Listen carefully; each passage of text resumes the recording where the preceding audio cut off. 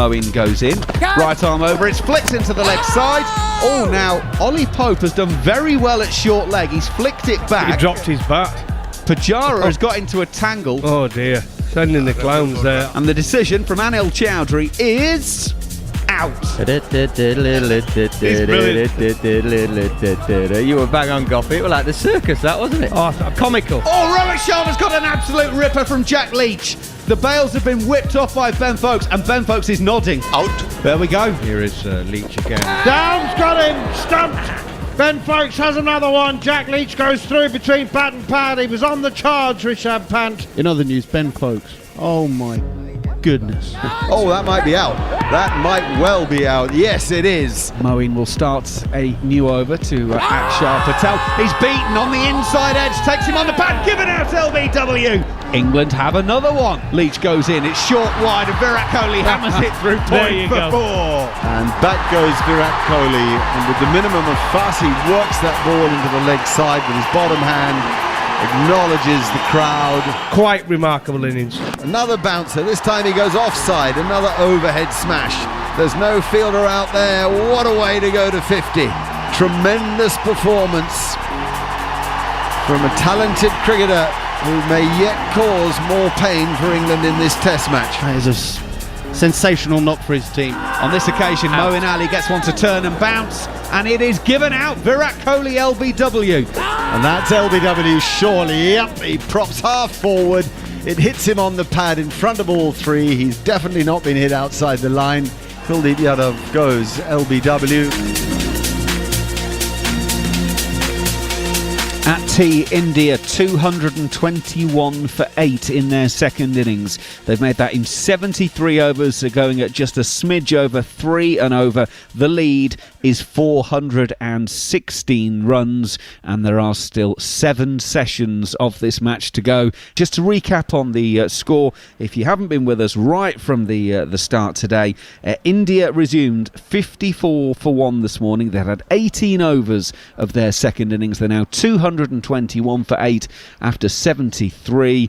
After the wickets to go today, Pujara run out for 7. Rohit Sharma stumped by Ben Foakes off the bowling of Leach for 26. Rishabh Pant stumped off the bowling of Leach by Ben Foakes once again for 8. The 5th wicket to go down. Ajinkya Rahane caught by Pope off the bowling of Moeen Ali. He made 10. Akshar Patel was LBW to Moeen Ali for 7. That was 106 for 6. The 7th man out was Virat Kohli LBW to Moeen Ali for 62. And then Kuldeep Yadav LBW to Moeen Ali for 3. That was 210 for 8. For the bowling figures for the England bowlers, Ollie Stone has bowled 5 overs, 0 for 19.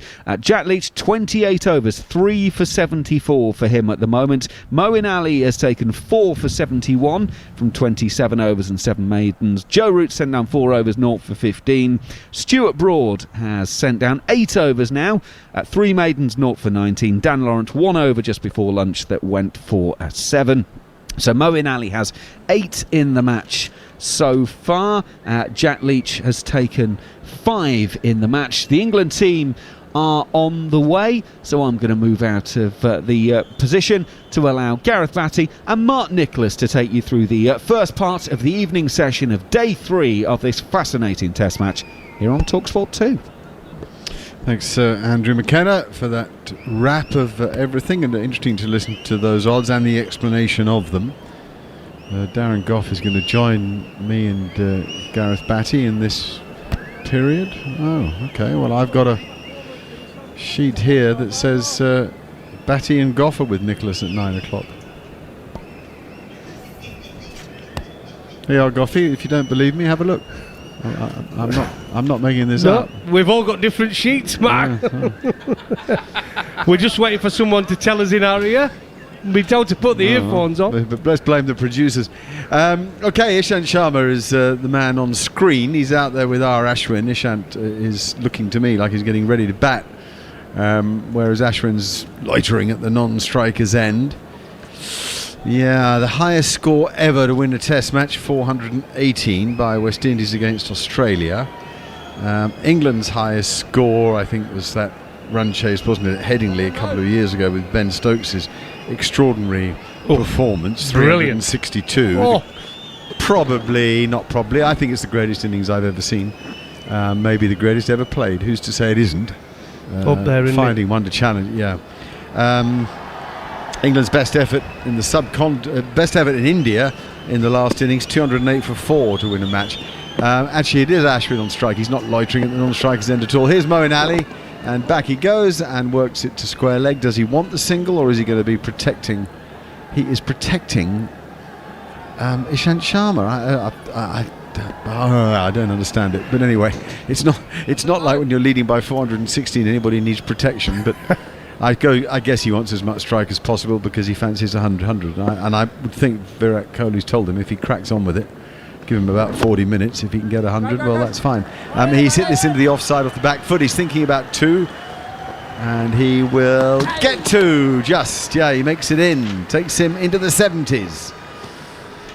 Very clever, wasn't it? That clever batting from Ashwin. Turned down the single, the ball before, but that one just nudged it into the offside and said, "Yep, come 2, Isham, come 2."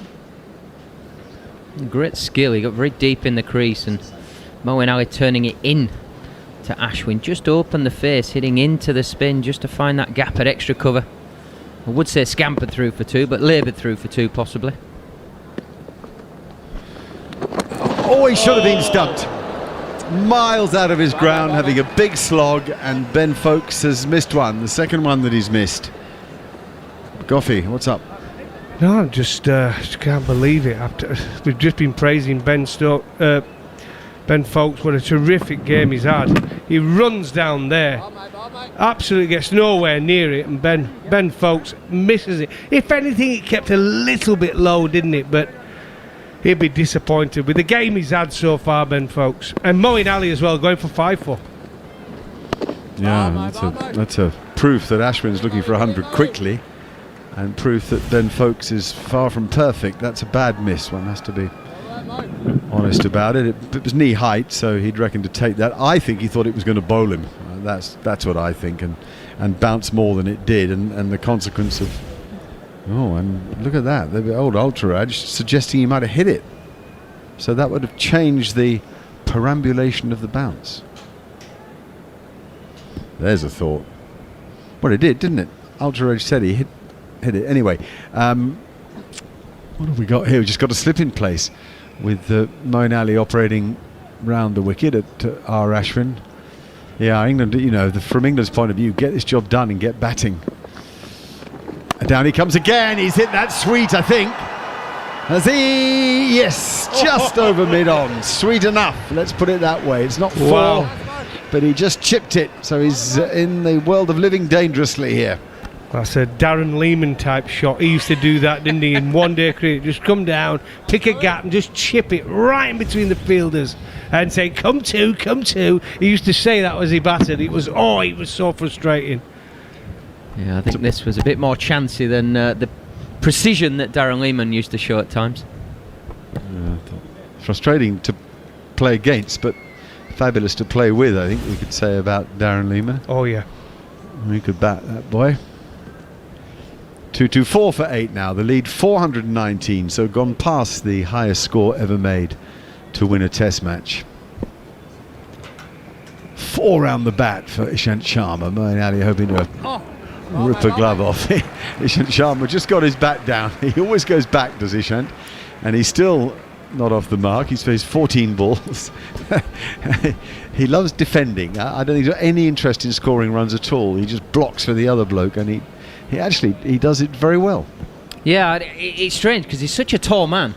Normally you'd say get massive strides out and try and smother the spin, try and get to the pitch of the ball, but it just shows that the Indian players are brought up on a diet of spin, and they're quite happy to go forward and back even the tail end batsman. It shows an amount of skill. He doesn't do much of the forward bats. He's no big stride in from him, is there? Every now and again. Every now and again. 29 away from what would be an unbelievable 100 from Ashwin. Can you believe that? Would you have thought we'd have been saying that in the second innings? Somebody would have got a bat and get near 100. Not a hope in hell. Yeah, exactly. Off just 108 deliveries as well. Not that it's been hell out there for him. It might be for England batsmen later. He's chanced his arm, hasn't he? He's had a little bit of luck. Let's be fair. He's had a little bit of luck. Stuart Broad's bowled well at him. Been unlucky not to dismiss him. He dropped a couple of times. Yeah, but still, when you're looking at the game, it's a terrific knock for India. It's going to be more Broad, and there's lots of reasons for that. And the main one is that he needs the bowling, the match practice, and he needs a wicket or two. No matter how many you've got in your career, always good for the soul. He bowls a straight half volley that is punched to mid-on for no run by Ashwin. And one thing I would say about Ashwin's innings, he's actually come up against Moeen Ali, and I think Moeen has got better and better as the game's gone on. I think he's bowled with beautiful rhythm and line. He's bowled less release balls. I think he's actually been all over the batsman, both when Kohli was batting as well. It certainly adds to the value of the runs that Ashwin scores, is the point I'm trying to make. I think he has got better. Certainly bowled fewer bad balls. He gets little rushes of them.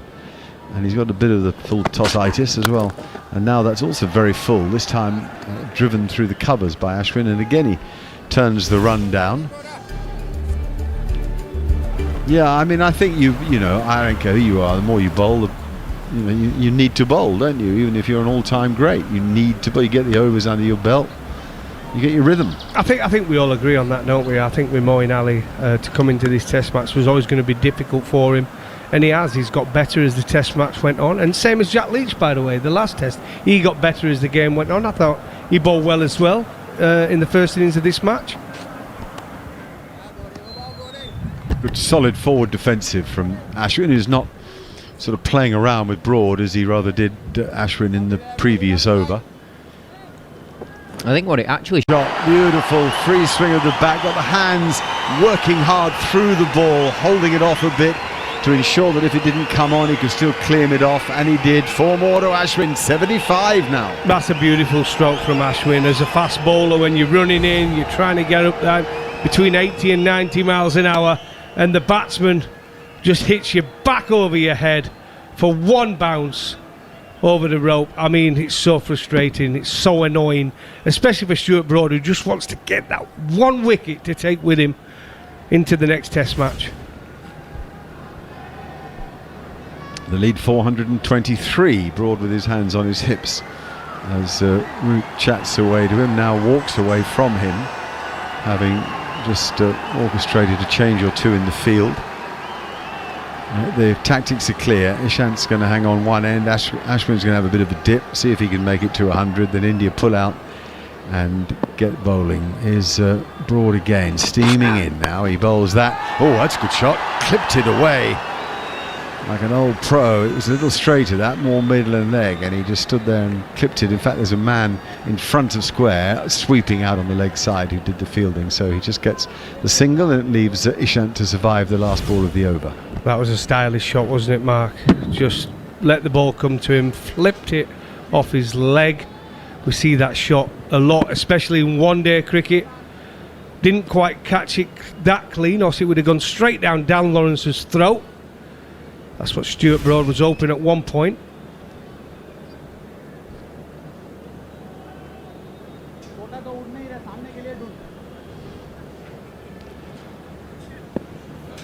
$229 for 8 as England completely rethink here. That's why it's taking so much time. 3 saving a single on the offside. There's a slip, a leg slip, a short leg. England would really like to just get this done. Broad. And that is work down to square leg for a single. So now it's Ishant Sharma who's stolen the strike from R. Ashwin, which certainly wasn't the plan. He hit it and ran just because he was so pleased to get a single. He wasn't stopping. He was on naught. It was his 15th delivery he'd faced, and he was just going no matter what. So Ashwin, you either run or you get him run out. I'm getting off the mark here. I find that crazy when you've been sort of farming the strike, and then just because the bloke wants to get off strike, you run. I find that crazy. It's absolutely bonkers. Defeats the object. You don't if you're Ishant Sharma, though, do you? You just want one. I get his situation, but surely the whole point of keeping away from the strike is for Ashwin. So I think you've just got to take it on the chin. Especially when you're 24 away from 100. Yeah. Oh. But 425 runs ahead. Does it matter? Does if he gets out now.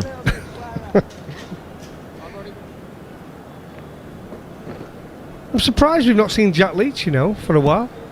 Like I say, I think he's bowled quite well in the game, Jack Leach. He's bowled good speed, bowled quicker in this innings as well, hasn't he? Yeah, he's bowled more direct. He's bowled nicely. He really has. And I think him and Moeen have actually clicked a bit more this innings.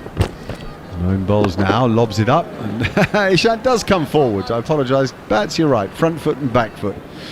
For a tall man, it's a relatively small stride. I like his attitude to cricket. I like the fact that he's hung around as long as he has at periods where he hasn't bowled as well as he might like, but he works extremely hard at all aspects of his cricket. And he hangs on in there when the day is long and hot, and he'll still come for you at 5 o'clock in the afternoon. I remember first seeing Ishant Sharma in Australia way back. It might have been the 2008 tour, the controversial tour. It might well be that far back. Oh, now Ashwin dances down and slaps this away over wide long on. He's going to be going at Moeen Ali here. 4 more. Not nearly as attractive a stroke as the one in the previous over off Broad, but he's gone to 76. He must be on 80. I think the ticker hasn't. No, actually, he was that stylish a shot, Mark. It was Ishant Sharma. No way, man. I'm in business. Come on, pal. Keep coming at me. I'm a chance. Yeah, 4 round the bat. He's absolutely disdainful at that idea. 5 if you include short mid-wicket. Now he goes back and plays a nice leg glance, rather as Kohli did for a lot of his innings. And Broad was up on the singles, so it beats him, and Ishant gets a couple more. Nice throw, it turns over the top of the stumps, and suddenly it's all looking a bit predictable and inevitable. Howard's played a few shots against Australia, Mark, and Steve Waugh said to me I was a champagne cricketer on a beer budget. That summed it up. Was that when you got your 50 odd at the Sydney Cricket Ground? Yeah, I think it was. I didn't think he expected me to get to 50. Great innings. Yeah. You remember what you said to me as you walked out to bat? Yeah, I do. I'll never forget it. Fasten your seatbelts. Yeah, I was sitting next to you on the dressing room balcony at the Sydney Cricket Ground. Nice forward defensive from Ishant. That was spot on. I completely take back what I said to Gareth Batty, that you don't see Ishant play forward much. We've seen him play forward every ball bar one this over. The confidence of youth, eh? Yeah, it was wonderful. I wish it could have carried on. Soon after, Raymond Illingworth called you the breath of fresh air, and yeah. What happened? Well, time waits for no man. And now Ishant is back to a foolish ball, and he plays it down into the sort of slip gully region where the fielding is done by Ben Stokes. It means Ashwin will have the strike. It's 236 for 8. 4:31 in front. If you're joining us for the first time today, England had India on the ropes this morning. 80 odd for 5, 106 for 6. But they pulled away in a superb partnership between Virat Kohli and R. Ashwin. Ashwin is still out there, and it's a massive lead. All the wickets have fallen to the 2 specialist spinners, Leach and Moeen Ali. Only 4 overs bowled by Root and 1 over by Lawrence of any other spin, both of those 2 off spinners. Yeah, that partnership, they came together when the score was 106. They put on a lot of runs quickly. Kohli played really well, didn't he? And Ashwin has too. Ashwin's had a bit more fortune, perhaps. But sorry, you were going to say something back. No, I just we were lucky enough to get the figures come up on the screen, and had those figures have been more first innings figures in this game, it would have actually put the game a bit more in the balance. And the score bats. I mean, India 236 for 8. I think realistically, if they'd have had a good day, India, you would have said 270. But I think realistically, we all kind of agree. But 250-ish would have been a good score. And then England can get somewhere near it. I'm not saying go past them, but get to 200, 210. It becomes a one innings game, and that would have given them a chance, wouldn't it? Yeah, it might have made Kohli a bit more cagey with his field, so maybe just given a few more singles or more opportunity to rotate the strike as opposed to swarming round the bat with fielders. Taken a long time for this change to happen, but it's Jack Leach who's now going to begin an over in place of Stuart Broad, and just a slip in place for Ashwin. Oh, what a pull stroke that is. A pump, really. But the man back, Lawrence, does the fielding, and Ashwin only gets a single. He's making out he wanted to hit it straighter than that, but it was a darn good shot. I'm surprised when he got one. I'm not so sure if he's carrying a little injury, isn't he? A little niggle around his thigh area. So he just keeps rubbing it. Whether he got hit there earlier on, I don't know, Bats. What do you think? I think he's probably a little bit jaded. He's bowled a lot of overs in the last 10 days, not just in this game. The first Test match he bowled lots of overs. Not as sprightly as he once was between the wickets. But yeah, I agree with that, you, Mark. He got back. It was like he was trying to hit with a straight bat over straight mid-wicket almost, rather than a pull shot. Yeah, very incredible good shot. Yeah. He did miss the 5th Test in Sydney, actually, the other day, so you may have a point, Goffey. Sorry, in Brisbane. That was a bad he bat, played in wasn't it? Sydney. Yeah. Played in Sydney and helped save the game with the bat. That was a great rear guard there. That's how good a batsman he is. He's done it on an Australian pitch and an Indian pitch in the space of barely more than a month. And then they went to Brisbane and won, but he didn't play. So yeah, maybe that's what the injury is. Sort of front of the groin area. Anyway, we're waiting for Jack Leach to bowl to Ishant Sharma, and he does so now. No spin for him. Tries to fire it into the pitch a bit more. Sharma goes forward and defends. We talk a lot about natural variation, and by that we mean the pitch behaves as it chooses to, and the ball sometimes reacts differently off it, sometimes going straight on and sometimes spinning. And that one does spin a bit, and Ishant Sharma shuts the face, but he gets lucky, and the outside edge goes to short extra cover, I suppose. Of course, the amount of revs you put on the ball and the swerve and the dip and all of those things that make one spin bowler better than the other. Oh, now he's had a big swipe at it. It's miles in the air. It should be caught. Oh, it is. Well done. Well done. Good, safe hands. And that was by no means an easy catch against this bright light. Ollie Stone is the man who ran about 10-15 metres and ended up sliding on his knees to hold it about a yard above the ground. Yeah, got a big wicket for Jack Leach. That's just outside off stump, the line. Ishant Sharma, let's say he did a couple of good shots, tried to sweep that one. It's always going to be difficult with the amount of spin and the uneven bounce. He top-edged it, running around Ollie Stone. Fantastic athlete he is, and it was a good catch, Mark. You're right, a fantastic catch. Ishant Sharma goes for 7, India 237 for 9 here on TalkSport 2. And a word from Gareth, and it'll be over to Andrew McKenna. Yeah, to Neil Manthorpe, I apologise. Smart catch, not just the clear blue skies looking up into. It's the 3rd day on a trot that he's been out there in the field.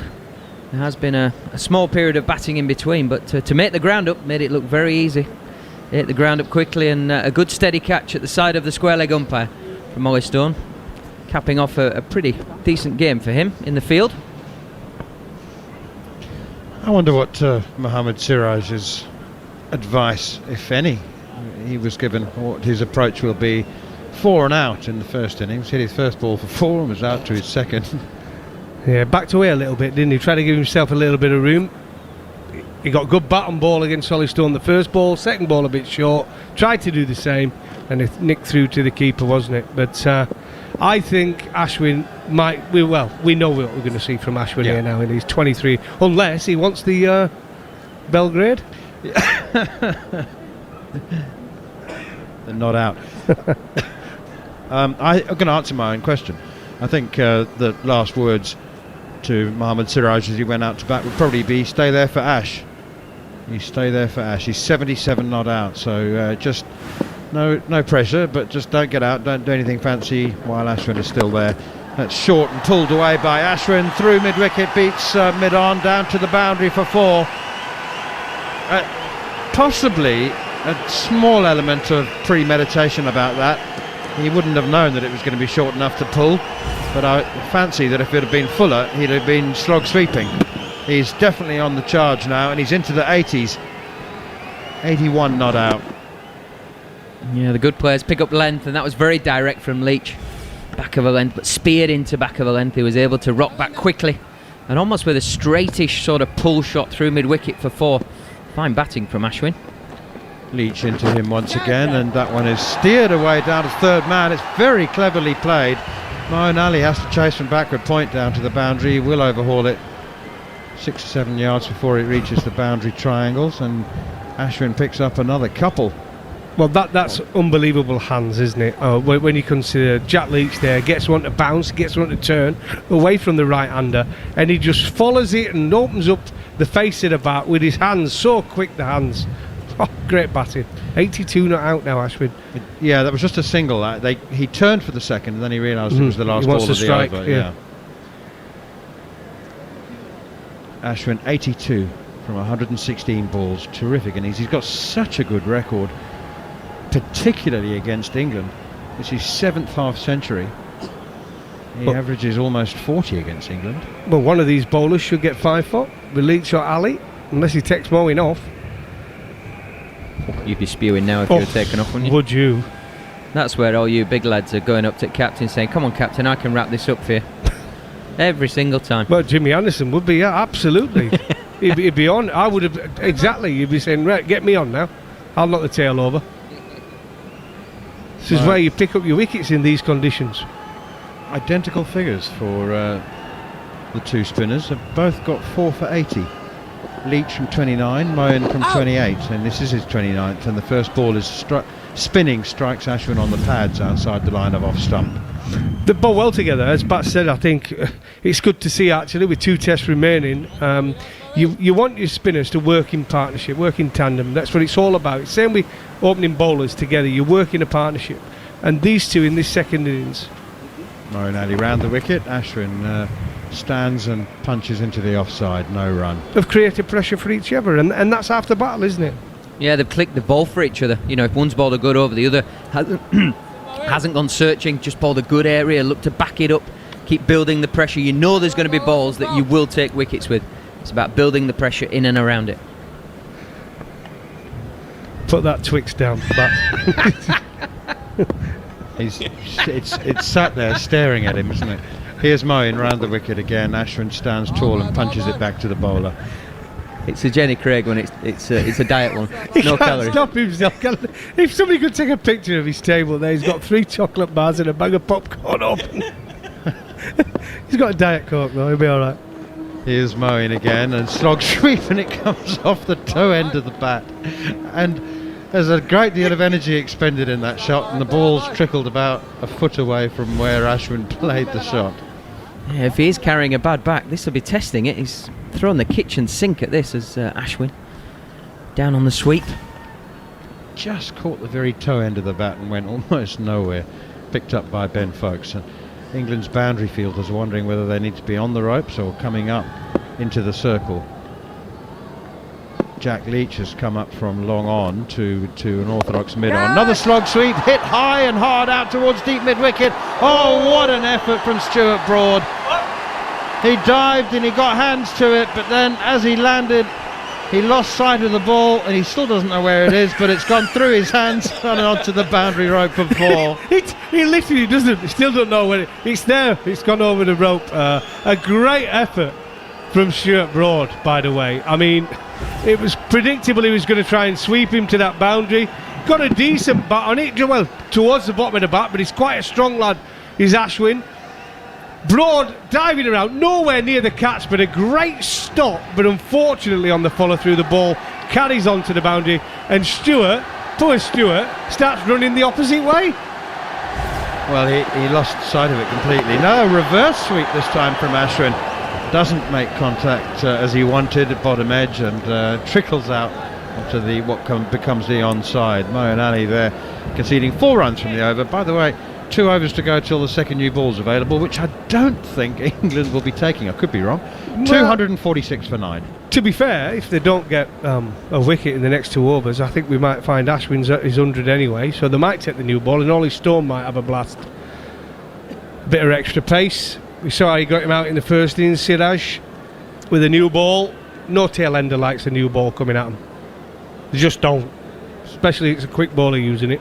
I was thinking that maybe the runs would come off the bat a bit quicker, but it doesn't matter. It's not about runs anymore. India are 441 to the good. I'm not even sure it's about time. There's still 6 sessions left in the game. I think if there is a commanding position, this is it for India.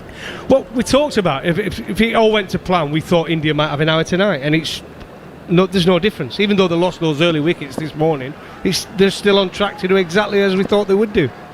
Right, Jack Leach's turn to see if he can pick up a 5th wicket. On strike, number 11, Mohammad Siraj, and that one spins and bounces, and he knows nothing about it whatsoever. Mohammad Siraj there just lunged forward and played what as a textbook forward defensive, irrespective of where the ball was. It's called guesswork now. I mean, come on, the ball's going like this. I mean, he's batting at 11 for a reason, and it's pure guesswork. Pure. It's a good looking shot, it's just we're nowhere near the ball. Here is Leach once again. Siraj there does actually play that one rather better. It was slightly shorter, which allowed him to play it off the pitch. Ashwin is looking on anxiously from the non-striker's end, desperate to somehow manufacture a single, get down on strike. He's 86. Here's Siraj again facing Leach, goes right back onto his stumps here, playing almost French cricket. Keeps that one out, however. Ashwin's now, he can't contain himself. He's walking down from the non-striker's end. Yeah. What are you going to say? What's the point? Well, he's not too happy with him going so deep in his crease, is he? I think he wants him to come forward. The last two are a bit the middle of the bat. Just leave the man alone. He's going okay. He doesn't need any coaching. You know what's going to happen here? He's going to try and play a forward defensive, and he's going to be at LBW. He's telling him to go forward, though, wasn't he? Yeah, it was. He wasn't too happy with him going back. I think he'd be stopping short of nudge it into the gap for one, will you, pal? I'm not sure that Mohammad Siraj is up to that. Just be satisfied that he keeps it out. Siraj has got a big smile on his face now. I think one of the England men around the bat may have said something to him that clearly amused him.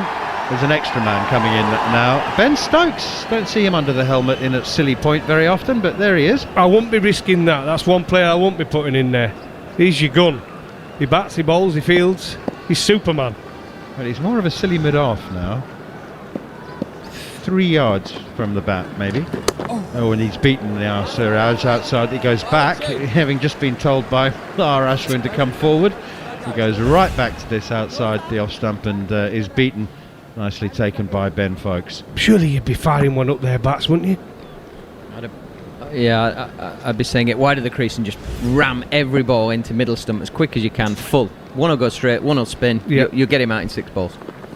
Here is Leach once more, and Siraj repeat of the previous delivery, goes right back onto his stumps and it spins past the outside edge.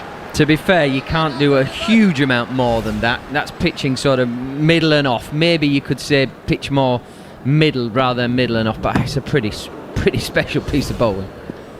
Too good for the number 11. Here is Leach then, pitches it right up, and Siraj keeps it out, pushing it straight back to the bowler, and Leach does his own fielding. So well done, Mohammad Siraj. He's got through and over. He's not out from the 6 balls. 79 overs gone. India 246 for 9. R. Ashwin has 86 from just 122 deliveries. Welcome to our listeners on TalkSport, joining us here on TalkSport 2. Every single ball of England's tour of India live and exclusive to TalkSport. And Matt Pryor is with me for the next 10 minutes. Hello, Manners. Well,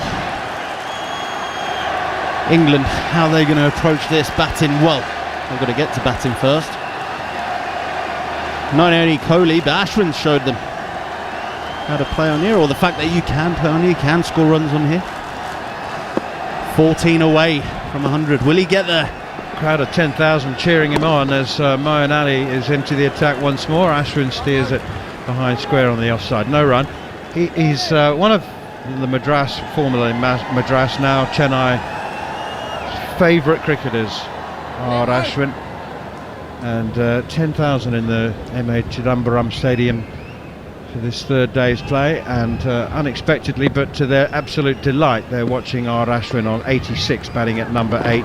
It's a reverse sweep attempted. He gets a bottom edge. It beats Ben Foakes.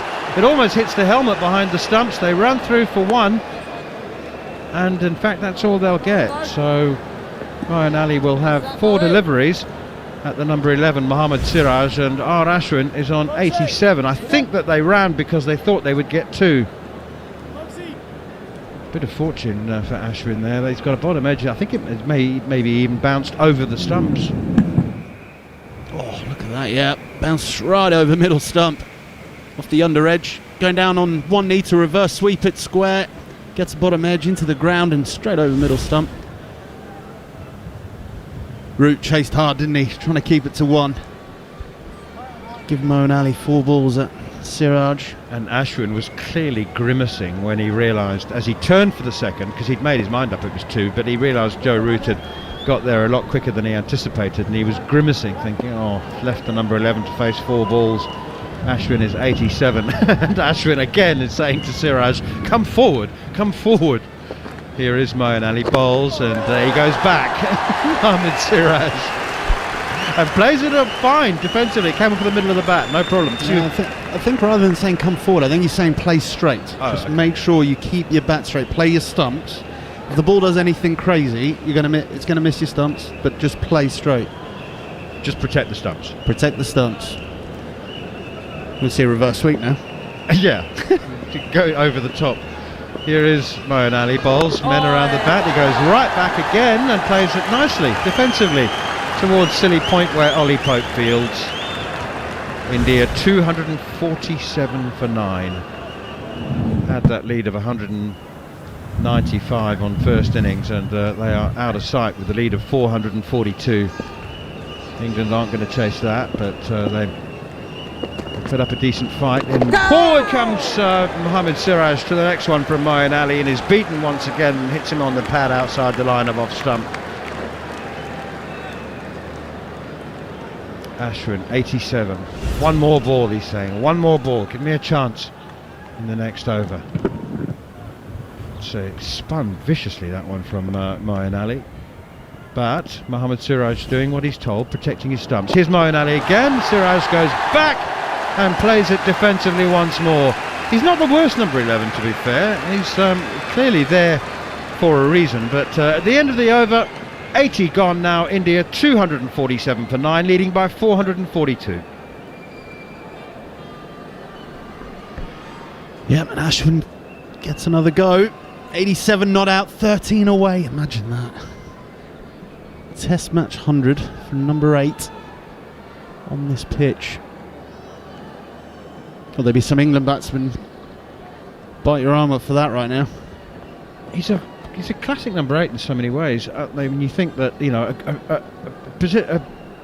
a batsman who bats at number 8 regularly for a long period of time, there's been lots who, they're quite self-made, not overly coached. They have a technique that is unique to themselves. I'm thinking particularly of England. They've had some men who've made consistent scores at number 8, haven't always been technically correct. I'm right back to John Emburey. Ashley Giles was one, wasn't he? He was a really good number 8. You know, he could hang around, bat long periods of time if necessary, make vital 30s and 40s. Ashwin's in exactly that mould, except that he's got 4 Test hundreds. Looking for a 5th now. The new ball's been taken. Straight away, immediately, 80 overs gone. Joe Root says, yep, we'll have the new one, thank you, and the spinners can carry on as normal. Yep, and this is just about giving the spinners the best chance of getting a wicket. They're not worrying about the runs now. It's that bit's over. 442 is the lead by India. With the new ball taken, they should spin, bounce more. Jared Kimber said earlier on today that around the 30 over mark the ball got a bit softer. It didn't bounce and spin quite as much. And it's still been doing enough. But this new ball, I would expect to be shooting off this pitch now. Just the one slip in. There's 4-5 men on the boundary. Here is Jack Leach, bowls to Ashwin, comes forward and nudges that one straight to the England captain all the way along the ground at straightish cover, extra cover. Manners, do you want to play top scoring number 8s of all time? Just when they're batting at number 8. Here is Leach spins past the outside edge. 247 for 9. Most runs or highest scores? Most runs. I would think Sean Pollock would feature. He is 4th, 1,796 runs, an average of 31. You want to have a go, Matt?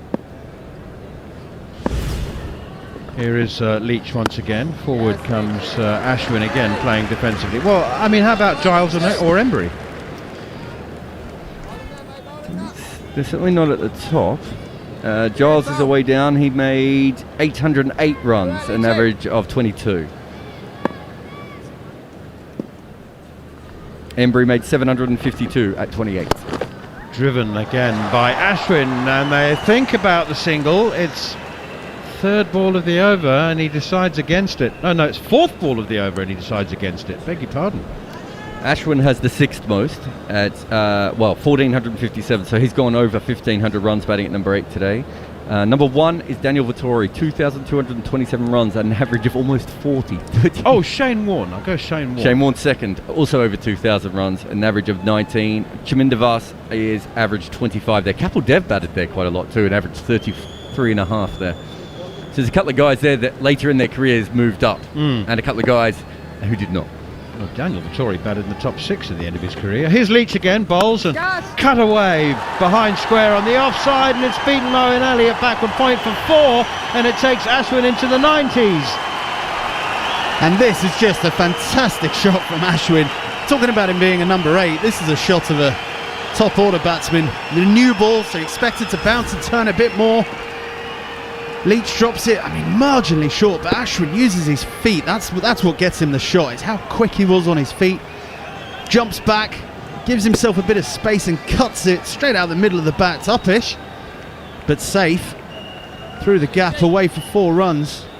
And Ashwin moves into the 90s. 91 not out, 9 away. Now you start to think it'll really hurt if he gets out before reaching the landmark. Here is Leach to him again. He sweeps, and he sweeps very nicely, but only as far as Ollie Stone. That short, fine leg. And it was one thing. If he got out in sort of 82, 83, 85, you think, well, yeah, I wasn't really that close. But now he's into the 90s. He's having a chat to Mohammad Siraj.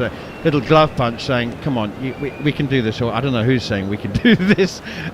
They're looking quite serious and earnest in their conversations. 81 overs gone. Another word from Matt Pryor. India 251 for 9, leading by 446, and then it'll be Andrew McKenna.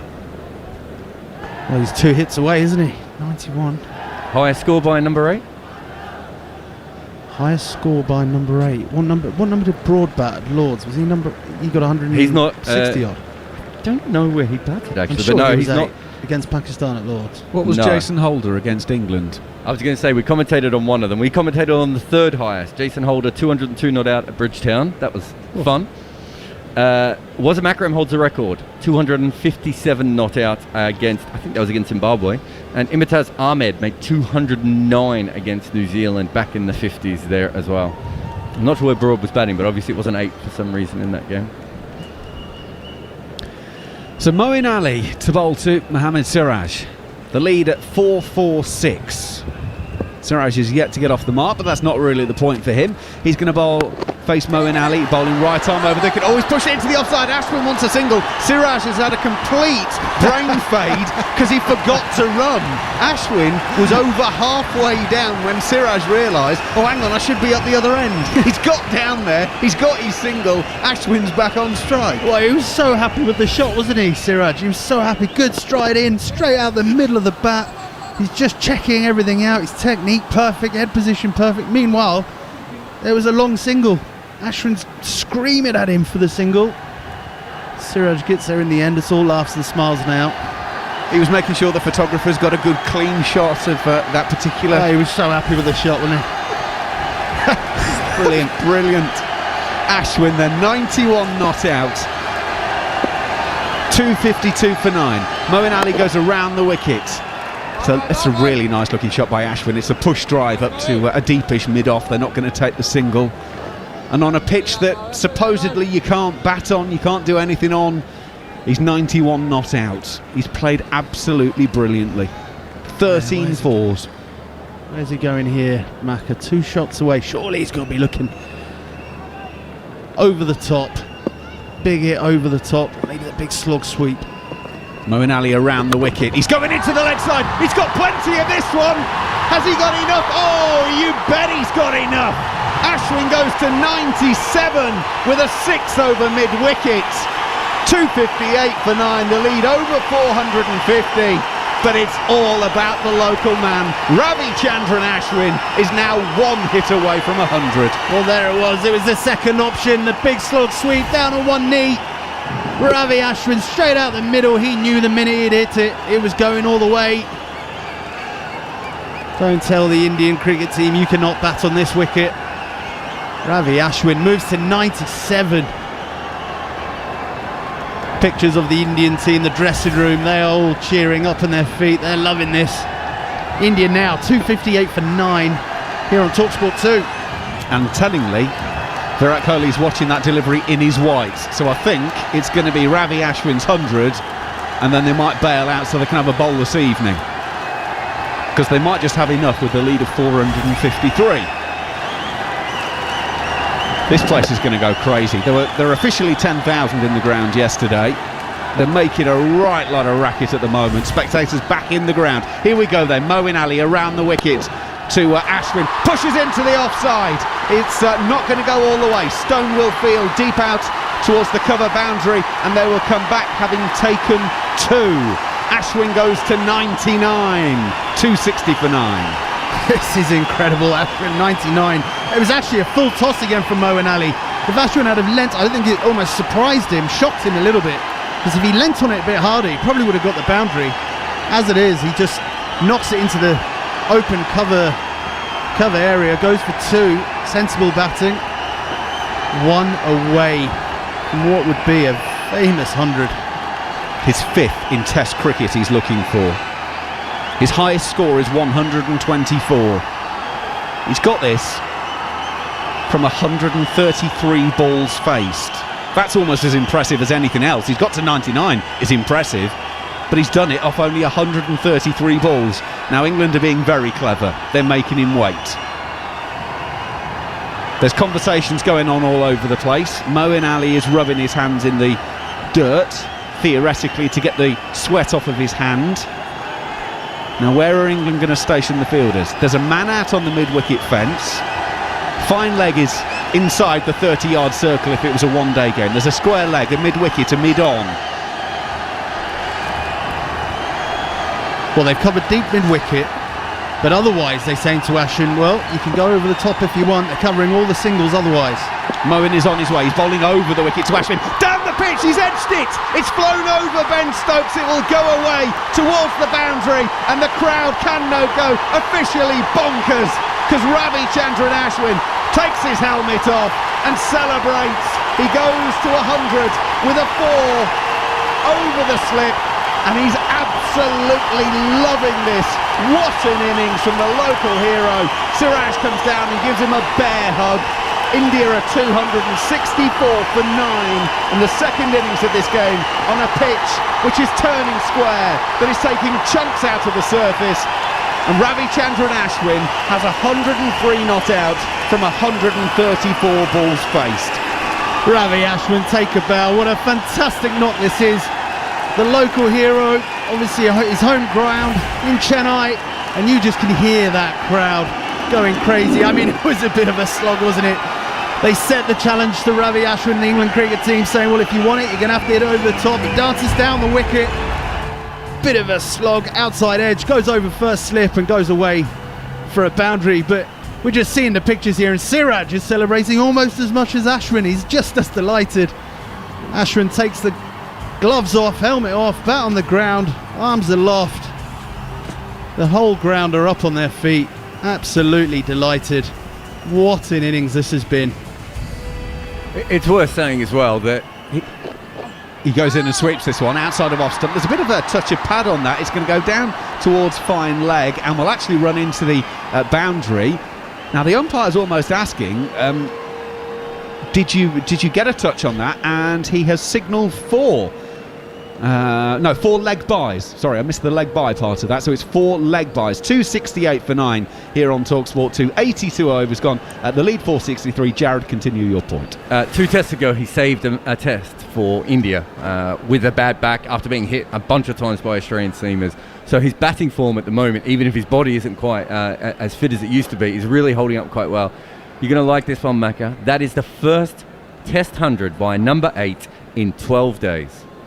Oh, that's a niche stat. I like a niche stat. Miraz made one for Bangladesh a couple of tests back there. But there you go, 12 whole days.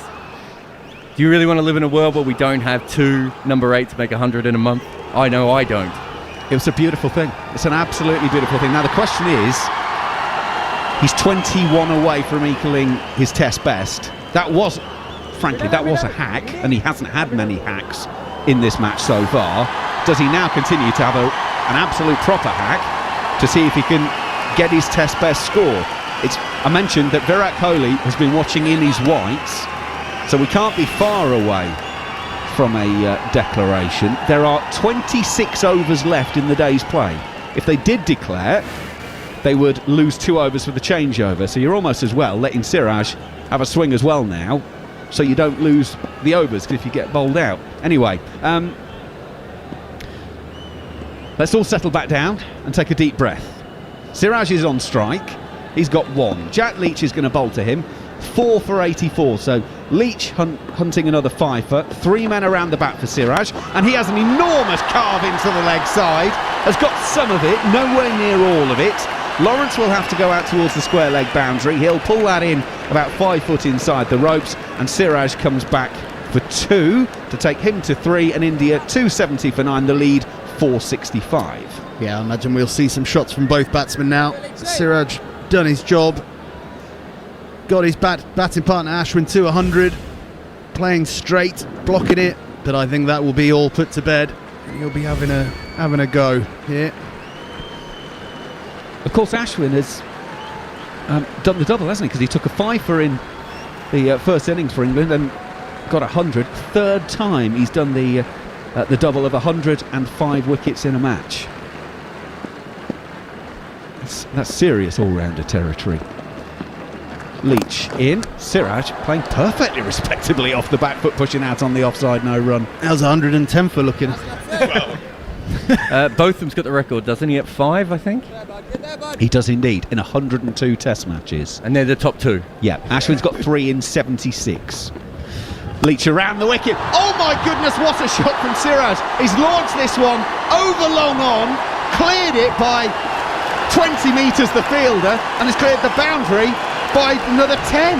That's a glorious shot. Siraj goes to 9 with one of the shots of the day. Well, I'm being deadly serious when I say I think this might be the shot of the day. It is an outstanding shot. Siraj just holding the pose. It's one step. He's not even run down the wicket. It's just one stride forward and launches it straight back over the bowler's head, out of the rough. Ball turning and bouncing, and he's just caught it straight out the middle. And because of that, England have posted a long on to the number 11.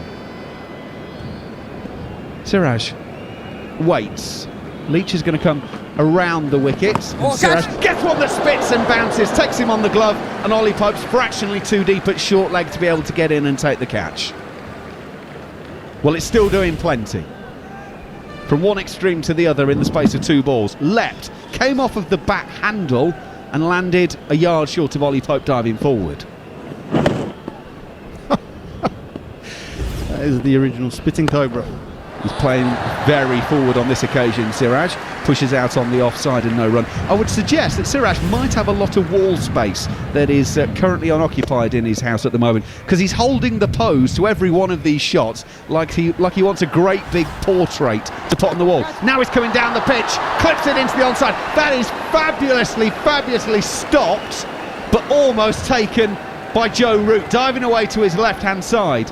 He took an amazing catch in the first test. He's almost taken another worldie in the second. Going away to the left-hand side, hits the palms of his hands, but goes down onto the floor, and they will take they won't take a single in the end. It's 276 for 9. But Matt Pryor, that was almost an amazing piece of fielding by Joe Root. Yeah, it was. Siraj down the wicket again, and he doesn't hold back, does he? Oh, a bit of a helicopter shot as well. Gets the wrist going. All the way in the air, gets a good chunk of it. Hits it hard at Joe Root, mid-wicket. He dives full stretch to his left. I think he got 2 hands to it. We're waiting to see the replay and get a better idea of exactly what happened. But Joe Root gets 2 hands to it. Can't quite manage to hold on to it.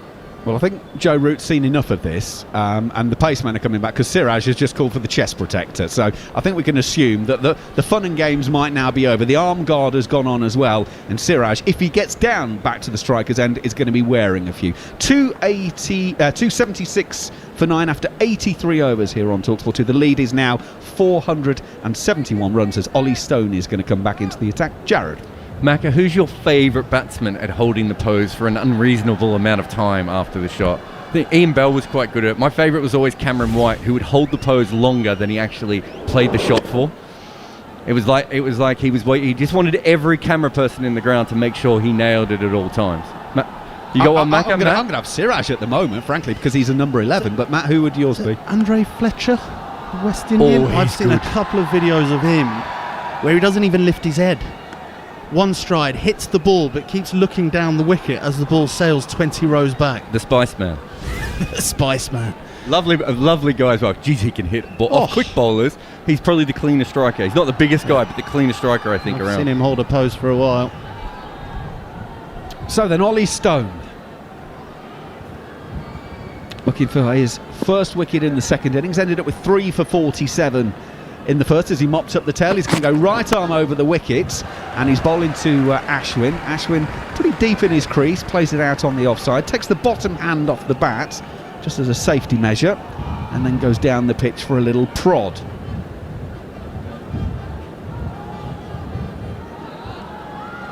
Well, it's been a great game to have the crowd back in for. They've made an awful lot of noise. There's been plenty to get them excited. Not sure how many, in terms of percentage terms, what they're going to be allowed in Ahmedabad for the next Test match. As Ollie Stone goes in, Ashwin plays a glorious drive off of the back foot, really. It's fielded in the covers, and there is no run. The new stadium in Ahmedabad, recently completed, rebuilt. The capacity is 110,000. So even if they're only allowed a quarter in, that's still obviously just a touch more than 25,000, which will be an incredible racket if they've sold that amount of tickets for that game. Every match of this series, every ball bowled live on TalkSport 2 and occasionally on TalkSport as well. And what a couple of games we've had. England winning the first Test in Chennai just a few days ago by 227 runs. India absolutely in the box seat to make it 1-1, because at the moment they lead by 471 runs. Oh, in goes Ollie Stone. He's bowled a full toss to Ashwin. That was above waist height. He's flipped it out to the fielder out on the mid-wicket boundary, and it is no run, and it's not a no ball. It was quick. It was 144 kilometres an hour. Ashwin did have a little look at the umpires, just to say, but he played it comfortably enough in the end. Stone working up a good pace.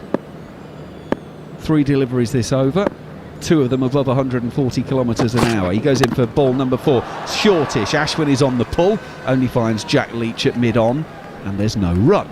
Yeah, it's good to see that, to be honest, from Ollie Stone. England have been in the field every day of this Test match. No, we're only day 3, but every day they've had to have bowling boots on and running in. His first ball, Ollie Stone, first ball was 145. So that's really, it's a good indicator where he's at physically, but also mentally. Coming in, still trying to do a job for his team. It's the sort of thing coaches make a note of, isn't it? That impresses backroom staff. You're putting in the effort, you're doing the hard yards for your teammates as well as yourself. In he comes, right arm over. Ashwin, guess what? That's a slower one. And Ashwin waits on that one, plays it up to mid-off, and there's no run. Yeah, there was also a bit of fielding from Ollie Pope. I think it was the first or maybe second ball. Ashwin hit it really hard. Ollie Pope, big dive, one-handed to his left. It was a dot ball, but only because of that bit of fielding. And again, you look at that and you say, yep, there's a guy who's committed, still giving everything to the cause. The game may have gone, but he's still keeping standards really high, and that bodes very, very well.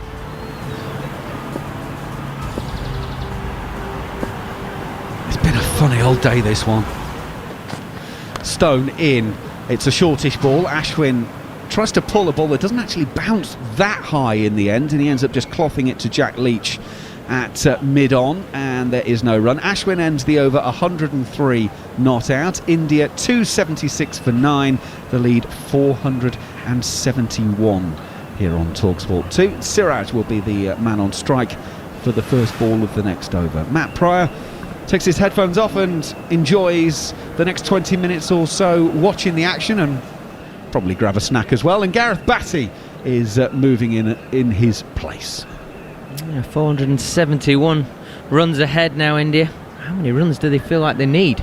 It's obviously a time thing, but I certainly think our thoughts here are that maybe India could put a bit of a dent in the English batting lineup if they had a sort of an extended look at England this evening and look to get 2 or 3 wickets down. But obviously India think differently, and they earn the right to do it whichever way they see fit. I mentioned earlier Ashwin's top score in Test cricket is 124. That's on the horizon. Would that come into the equation?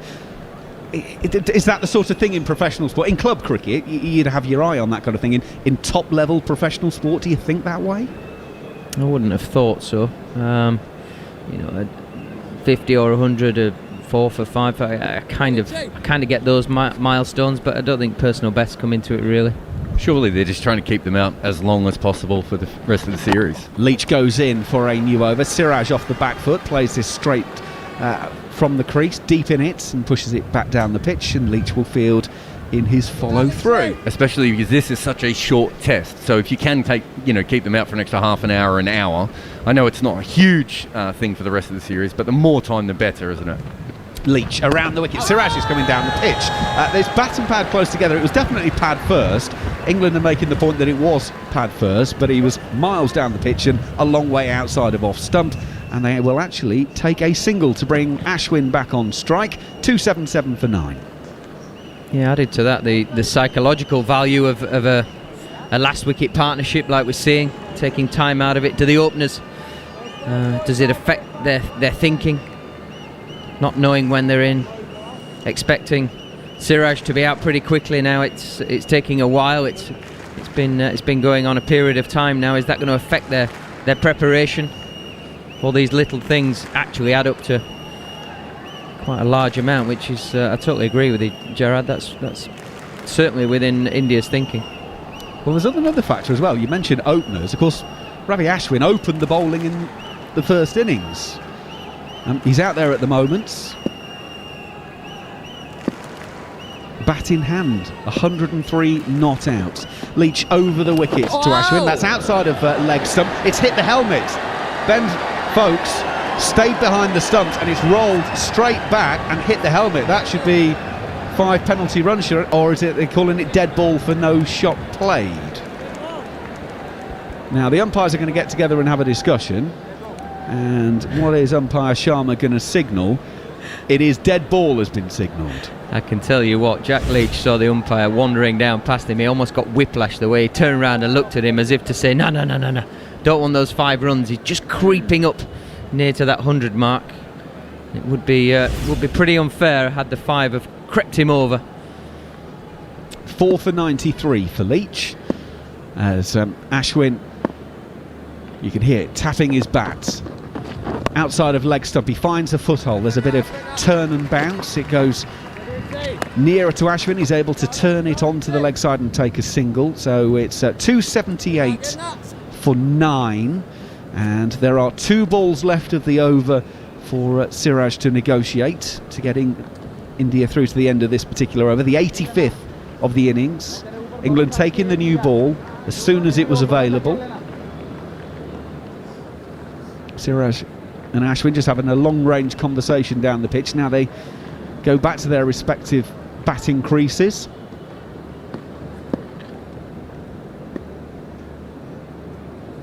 Ashwin just gives him another nod, and Leach goes in for the 5th ball of the over, and Siraj has swung this one into the leg side. He swung it high and handsomely into the stand, and Jack Leach brings up his own 100 with a 6. He's got 4 for 100 as Siraj goes to 16, and India's lead is now 479, and that is another glorious shot by the Indian number 11. Oh, Siraj, what a strike. Full flourish of the bat, gets the left leg out of the way, allowing a full swing, almost a little bit baseball style, out to left field. And he looks down at Ashwin. His eyes are absolutely burning bright. He's loving every second of this, is Siraj.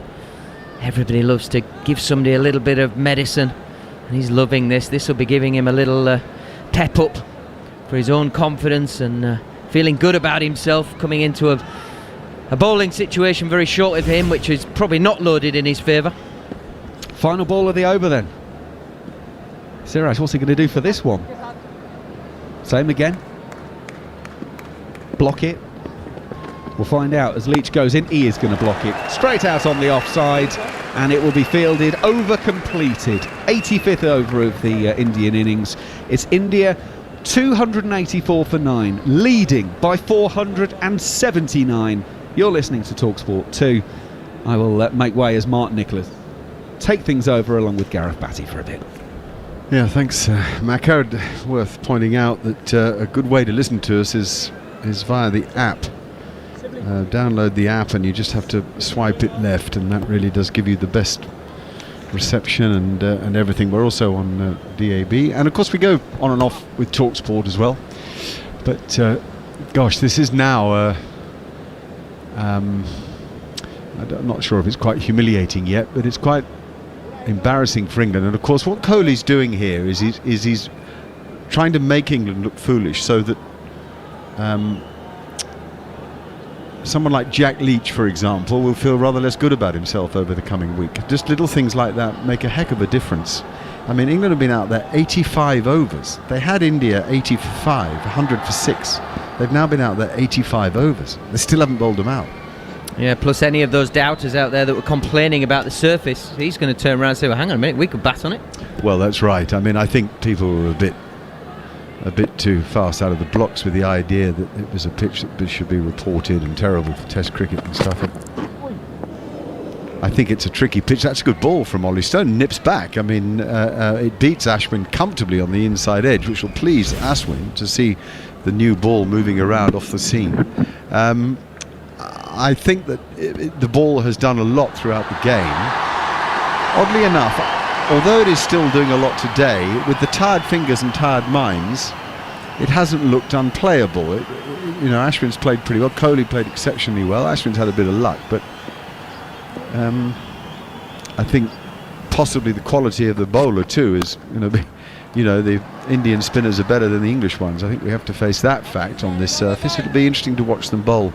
It shouldn't be far away as Ashwin goes back and defends through mid-off, but there's no run for it. I'm impressed with Mohammad Siraj's batting. He really looks like he knows what he's doing, and he's having a real ball out there. He's a man from humble beginnings. His story is well worth it. There's a lot of good young Indian cricketers around who've really come from nowhere to make it to the top. He and T. Natarajan are two that did so well, bowlers both, in Australia.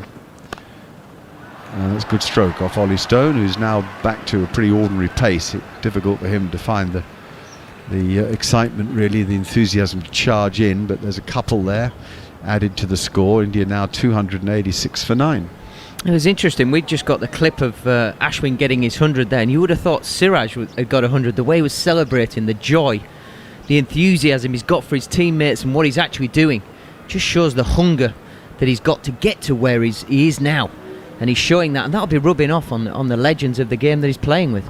Yeah, let's develop that theory in a second. Here's Ollie Stone again, and an attempt to hammer him down the ground by Ashwin off the back foot, a sort of old Caribbean shot. And it's a nice segue to the point I was going to make. When the West Indies team emerged into such a fantastic side in the late 70s and early 80s, there was a strong case for the fact that a lot of them had come from nothing, and that it was a way out of not a bleak future, but not a promising future, and certainly a humble background, to emerge to some fame and fortune. And they took it, of course, and they worked very hard and became a very fine side. And these days there's quite a lot of young Indian cricketers emerging like that. About him, that's the end of the innings. Ravi Ashwin has a big swipe across the line to a good length ball from Ollie Stone that hits the top of off stump, and it ends the Indian innings finally after 85 overs and 5 balls, and a wonderful, exciting 100 from our Ashwin. India finish 286 all out. Well deserved from Ollie Stone. He's stuck to his task. that old adage, top of off. It's a bit of an inside edge from Ashwin, but still, cannons into top of off. He can tell everybody that's where it hit. That's what the stats will tell you. But nice reward for him. He's been very good throughout the game. But Ashwin, take a bow. 106 of 148 balls. His team are already in a very commanding position, but has he put the final nail in the coffin there? I think he'll have a bit of a say with the ball in hand as well. Wouldn't surprise me if he takes those pads off and takes the new ball, but what a wonderful effort. 106, coming in at number 8 and putting this total on the board for India. 286 in the third innings of the game. And the card shows this 100 from Ashwin, the 62 from Kohli that have made up the bulk of the second innings, and Mohammad Siraj is unbeaten with 16 at the end. He can bat, he can develop that, no question about it. But it's a card showing England had a chance this morning to clean it up and at least do themselves justice. They weren't able to do that. The partnership between Ashwin and Kohli was worth 96, between Ashwin and Ishant 27, and between Ashwin and Siraj 49, to total that 286 that I mentioned a moment ago. That's an advantage of 481, so there's a notional 482 for England to win the game. Without wishing to be defeatist, it's really a matter of how long England can survive really against the Indian attack on this pitch. A pitch that's been made to look okay, and certainly not unfair by the way the batting has gone today. 4 wickets each for Leach and Moeen Ali. Leach conceding 100 in the end, Moeen Ali 98. So it shows you they bowled a lot of overs. Leach 33, Moeen Ali 32. 482 for England to win the game. And the highest score ever to win any test match is 418. So England won't be winning the match, but England can get batsmen who develop against spin by spending time at the crease and get something from that. And people in form can go on and make runs and continue that form. And so there's quite a lot to play for. I know that sounds a bit odd when you're so far behind the game, but there's very, very few games of long form cricket where there isn't always something to play for, I'd say. Absolutely, and that's the beauty of the long form of the game. This series is 4 games long, so it's not just this game. There are still 2 games after these 6 sessions of play, or however long it takes to finish this game is still in play. So you look at the immediate. England are flying in Johnny Bairstow. Zach Crawley will be fit for the next test match. If batsmen are out of form, there's some huge pressure there. Johnny Bairstow, I would assume, would be expecting to play, having been rested. That would suggest that you're not being dropped, so you automatically come back in. There are bowling places up for grabs, James Anderson and so on and so forth. So the team dynamic, as well as just this game in itself, you can throw some punches and take some real pride out of your performance.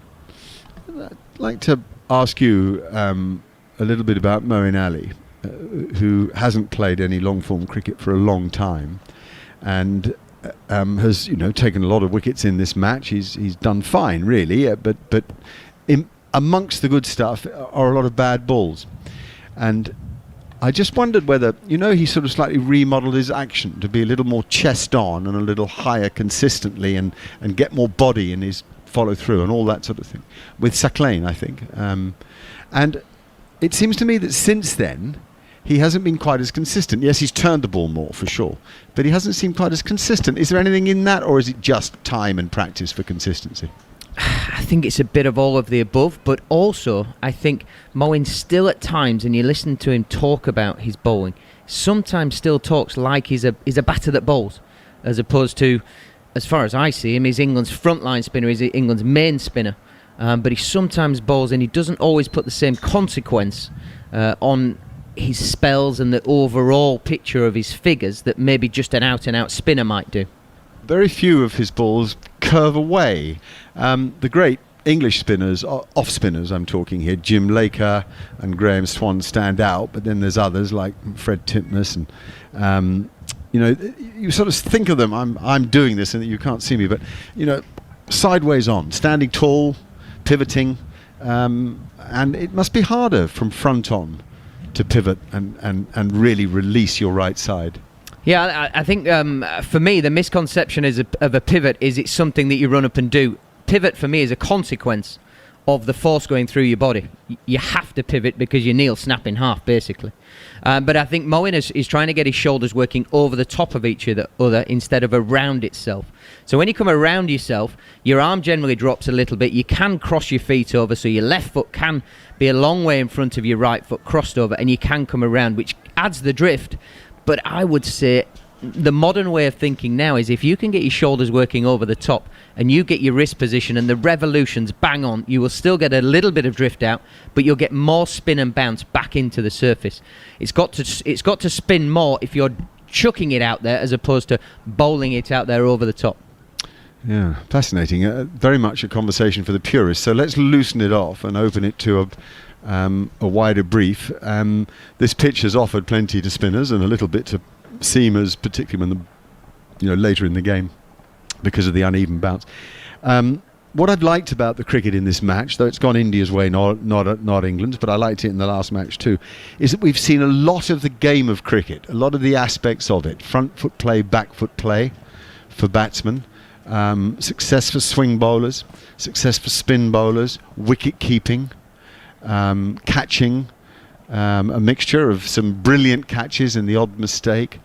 I feel that cricket's great sort of gamut has been available to the viewer and listener, and that's a good thing, which suggests that there's not too much wrong with the pitches. We bang on about balance between bat and ball. Matt Pryor said earlier, and said it twice, he'd much rather a pitch like this than one where two teams made 600 in the first innings because it was so flat for batting. So I think it's been a great advert for the game. Yeah, and it brings in the theatre of the game, doesn't it? With the fielders around the bat, and now we have the advent with technology of the stump mic. You can hear the bustle that the batsmen are having to put up with the fielders around the back. Brilliantly, we've got the crowd which are coming into the equation. But we've also seen that if the batsmen have patience and skill and are prepared to soak up some of that pressure and soak up some of that, I suppose, thrust from the fielding side most of the time and the crowd, you can actually dissipate it pretty quickly and you can make life that bit easier. And all of a sudden, all that pressure that was on you now goes back onto the bowlers and the fielders, and it's just ebbed and flowed beautifully. And I think the skills of the game, all-round skills of the game, are there for everybody to see and enjoy. Well, the Indians have certainly enjoyed their part in this match so far. We just had a close-up of Virat Kohli conducting the team huddle, and there was much laughter. Kohli himself had a smile on his face, and obviously a joke was cracked. It's a wonderful position to be in when you've asked the opposition to make 482 to win the match in the last innings on a warm pitch. But having said that, there's no need for us to be cynical about their smiles. They're not smug, they're just loving the moment. And so too the Indian backroom staff, who applauded them in. Not just R. Ashwin, but Mohammad Shiraz as well. I think they enjoyed watching him bat. So, two Surrey boys, one's gone to Warwickshire, I know, but you know a lot about Dom Sibley and Rory Burns. They have a mighty task ahead of them now. Yeah, and in some ways, those two, they've played a lot of cricket together, not always in an England shirt. That will serve them well, I think, going into this. They'll know each other pretty well. They'll be bouncing some ideas off each other walking out there, but also they'll be trying to keep each other calm. Stick to your guns. Rory, this is how you play. Dominic, this is how you play. Stick to how you play. Don't be getting carried away with what we've seen Virat Kohli do or somebody else. Yes, we can learn, always. But you've got to, once you're out there in the heat of battle, try and stick to what you do well. Stick to your process and give yourself a chance. Whitgift schoolboys, yeah? They both... were they at Whitgift at the same time? I don't know. There's a couple of years difference in their age. Right, but, so they may not have played for each other, or with each other, I should say. I think Burnsy finished at Whitgift. I don't think he was there the whole of his schooling, whereas Dominic was. Okay. Dom is the son of Mark Sibley, who was a big figure in cricket, particularly the television rights deals in the early 2000s, in the industry of sports media. Here he is then, Surrey's captain, having grown his hair long, got the goatee on, looks rock star like. You expect him to pick up a guitar and play you a riff or two. 2 slips and a gully, 3 in the covers, saving a single. Very orthodox field, this mid-on, mid-wicket, long leg. It could be a game on a club ground in England on a Saturday afternoon. Good crowd in. They think around about the 10,000 mark. We've had various figures for crowds each day, some less than expected, others more. Right, here we go then. Ishant Sharma steams in to bowl to Burns, and he bowls it down the leg side, and Burns just nails it. Just absolutely up the middle of the bat through square leg for 4. He was on 2 ducks coming into that, wasn't he, Bat? So Yeah. handy. If you could ask for any ball first up for Rory Burns, it's leg stump, pretty full. Just let me get a clip. Let me get a clip. Get me off and running. Get my confidence going. He's a bit like Graham Smith, isn't he, for that reason, with the shut face and the head going a little to the offside, and so you are, that's right, you're bowling into his sweet spot. Right, well, England off to a flyer. Just the 478 to get now. Oh, now he hits through the covers, squarish but a bit uppish to start with, and a couple of over pitch balls from Ishant Sharma.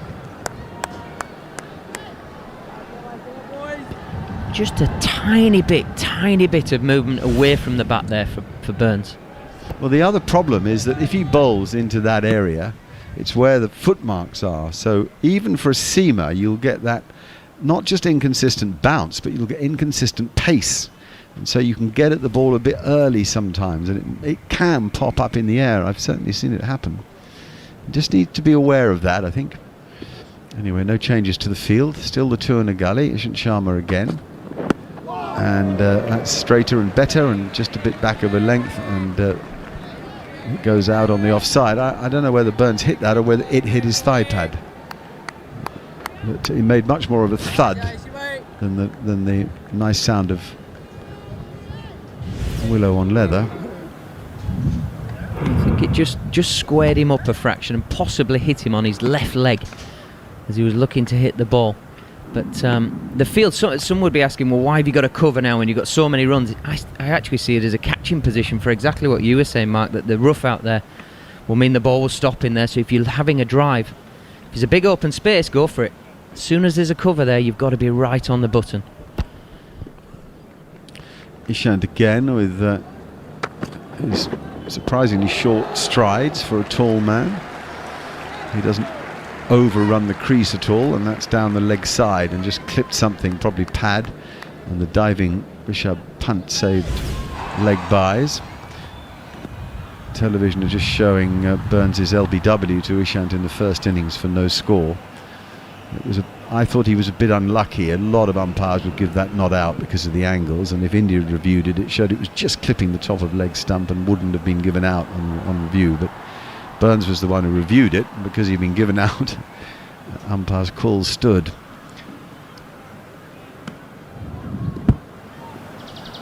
Just got to hang in there, I think. I mean, these pitches, you've got to bat for half an hour. If you can just get in, particularly against the spinners as he drives. Quite not risky, but I think you want to be careful of the hands getting too far away from the body when the bounce is uneven. It shot off to square covers safely, but no run from it. Yeah, particularly for Rory, his big areas, as we've said, is to make the bowlers come to him, get it inside his left eye, so that everything is coming into the body. He can wait for the ball, pick them off. Don't be getting your hands too far away from the body. He's done a couple of times this over. Yeah, he has, yeah. Twirling his bat in his hands, now chewing hard on gum. Waits for Ishant Sharma to turn to face him, which he does, so he takes his stance now, tapping the ground. Ishant arrives, and he leaves a ball just outside off stump that swings back at him an iota. End of the first over of England's innings, and it's 6 for no wicket. We'll have a word from Gareth, and then I'll be handing over to Neil Manthorpe. Yeah, in some respects, this is absolutely tailor-made for both Burns and Sibley. They like to bat long periods of time. They like to get in those sort of what we would call in the change room, sort of that grubby battle. Get in there and make it hard for the opposition. Take real pride in it and make them work very, very hard for the wicket. And it's sort of their mantra that they don't want to be seen as an easy wicket. They want the bowlers to work very hard and make them come very straight, so it takes out certain dismissals, and hopefully they're taking the slips out of the equation if they're not throwing the bat and throwing the hands at the ball. So I think in lots of ways it's quite a nice situation for them to bat to. It's sort of tailor-made for them in some ways. You know my interest, Gareth, in ultra marathons, not just running, but like ultra endurance events. I'm absolutely fascinated by them, and this obviously will be the cricketing equivalent. And I remember talking to Michael Atherton just a couple of years ago about his innings. Here's Akshar Patel, who's bowling the second over and immediately rips one past the outside edge. That's actually good batting from Dom Sibley, because he's played the line and held it and hasn't followed, and that ball has ripped past the outside edge. I mean, that is just he's missed it by 6 inches. And that's because he was playing the line rather than trying to play the ball. Here is Akshar Patel again, and that's nudged away off his pads down towards fine leg and fielded by Ishant. And I just remember Michael Atherton saying, you're very lucky if history presents you with the chance to bat for 10 hours. Because think about it, it doesn't actually happen. You could play 40 test matches and never have the opportunity to bat 10 hours or more, beyond 10 hours. I think it's the ultra marathon. Forward comes Sibley to the next one, again plays it defensively out on the offside. And if you think of it that way, then Dom Sibley and Rory Burns and everyone else, they're blessed here, Gareth. They have this wonderful opportunity to make history. Akshar Patel in again outside the off stump, and it's left alone. You're right, the glass is definitely half full right now. Well, I wouldn't go that far, but here, just imagine if they can bat over 10 hours. Here is Akshar Patel, and that one, I don't think they can. That's just fizzed past the outside edge once again. He's spinning it too much, Akshar Patel. He needs to take a few revs off it. Yeah, I'm going to go with what you said initially, though. I think that's good batsmanship. He's held the line. He's not deviated towards the line of the ball. He's held the line. He's picked, playing for his stumps. Akshar Patel in once again, and Sibley once just this one doesn't spin so much, and it fizzes on to the middle of the defensive bat, and that's a very tidy over indeed from Akshar Patel. R. Ashwin didn't bowl the first over because he wasn't on the field. I think he's would he have had time to have an ice bath? Maybe just jumped in, and maybe just a little bit of manipulation on that problematic back of his, but he's running onto the field now to the cheers of the crowd. He maybe wanted another standing ovation. He walked off with his partner. He's thinking, hang on a second, this should all be about me, so I'll stay off for an over or two, and then I'll wander on my own, and it's all about me. Then I can take the ripple. You're such a professional, the way that you think about everything, Bats. Can I run something by you? How long after this game, or after today's play, does Siraj contact his agent and say, can you cut up all those sixes and send them off before the IPL auction? Yeah, see if you can stick an extra knot on the end. All-rounder now. He's been retained, hasn't he, Mohammad Siraj, by the Bangalore Royal Challengers Bangalore. He's been retained, has he? Oh, well, that's it. What an absolute waste of all those sixes. Yeah, yeah, but he might get promoted up to number 10. Never a bad time to negotiate. If you're in the ascendancy, never a bad time. Ishant Sharma about to bowl the third over of England's innings. Just a reminder that they need 482 to win in something like 195 overs. Here is Ishant Sharma, and Rory Burns steers that one away behind square on the offside. But I mean, England don't have the experience and the history of playing long innings on pitches like this. But somebody surely, if they didn't point it out to themselves, somebody would have pointed out and said, listen guys, the number 8's just made 100. We can survive. We have to believe in ourselves. Yeah, and genuinely, it sounds silly, but I think these two will relish this. They'll be looking forward to it. I think it's the sort of condition, situation where they'll see it as, this is my moment. This is when I can really put a marker down for me and my place within this team. Here is Ishant Sharma once more, and that is pushed defensively up towards mid-on, and there is no run. I mean, put it this way. If Rory Burns and Dom Sibley bat till the end of the match, it'll be this is off the top of my head, but it'll be the third longest innings in Test history. If they do, I'm their agent. They can ring me up. I'll get them a few quid. Don't worry about that. It's as I said, it's an opportunity to write your name indelibly in the most impressive records in the game's history. Anyway, it's a very, very long way off. If they can invent a time machine, they'll be the first two people to invent a time machine, Manus.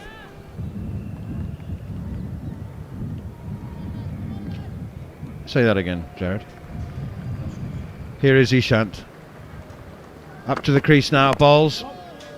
Around the wicket to Rory Burns, and he pushes it away defensively on the onside. Sorry, I had production issues in my... I said if they can invent a time machine, they'd be the first two men to invent a time machine as well. I mean, we can come up with a lot of random things that if they were to do, it would be amazing. I'm not sure this is quite the time and place for that. Well, I could imagine me thinking that. If I was, it's a chance. You can bat 2 days. That's what they love. They've spent all their lives batting. They love nothing more than batting. And they've got a chance to do it for 2 consecutive days. England 6 without loss in the third over. They've got 193 to go in this innings. 2 slips and a gully for Ishant. And short pull shot from Rory Burns. And it comes off the toe end of the bat and trickles along the ground out towards second slip. Well, he's not changing his natural game, is he, Gareth? Can't get the pull shot out in the third over. Yeah, back of a length, and it did him for lack of pace. He's through the shot early. Gets the toe of the bat. Initially, I thought it had just copped him on the back arm. I thought he was a long way through it. He was just a little bit early on it. Copped the cue end of the bat, and no damage. Went straight down and hit the pitch and rolled out towards second and third slip.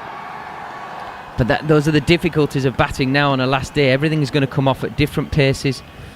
It's going to deviate differently. It's going to take bits of the pitch. It's going to not take bits of the pitch, and everything's just different. You've got to be a bit more precise. Try and get as close to the ball as you can wherever possible. Try and keep your eyes in line with the ball wherever possible, and just be really precise about your movements and your thought process. Here's Ishant once again. That's left alone by Rory Burns. England 6 without loss. Akash Chopra has joined us once again for the last time today. Akash, eulogise about R. Ashwin, please. He's been absolutely fantastic. It took some time coming because his last test 50 was in 2017 August. So he's not been amongst the runs since then, but he's taken it upon himself to show how to bat on this surface. Of course, we know that he could bowl on this surface, took a fifer, and now he's scored a century. He is a proper batsman, and when you talk about eulogizing, and at some stage I felt that I was watching a combination of VVS Lakshman and Sachin Tendulkar. Some flicks down the leg side were reminiscent of how Lakshman used to play. Ishant to complete the over. Burns comes forward and pushes it up towards mid-off, and there's no run. He in junior level he used to bat 5, didn't he? And also tell us a little bit about the man, the personality, the character. Yes, he started as a batsman, wanted to be an engineer, had to make a tough call with regards to his career choice because his teachers were having none of it. Either you do this or that, you can't do both.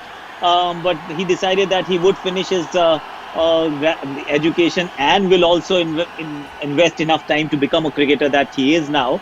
Started, of course, as a batsman, and then in one of the games his coach asked him to bowl, and he was exceptional on that day, and since then he started bowling without really compromising on batting. And the last time when I spoke to him, of course he's also a YouTuber, by the way, so and is doing some phenomenal stuff there in Tamil language as well. And I asked him that would you be a broadcaster one day, because you speak so well, you speak your mind, you read the game well. I said, I don't know, Akash, what I will be, because I might just actually become an archaeologist. He's a man of varied interest, and you can't hold his attention with one thing beyond a certain time, except when it comes to playing the game or watching the game, and just that's the game of cricket and nothing else.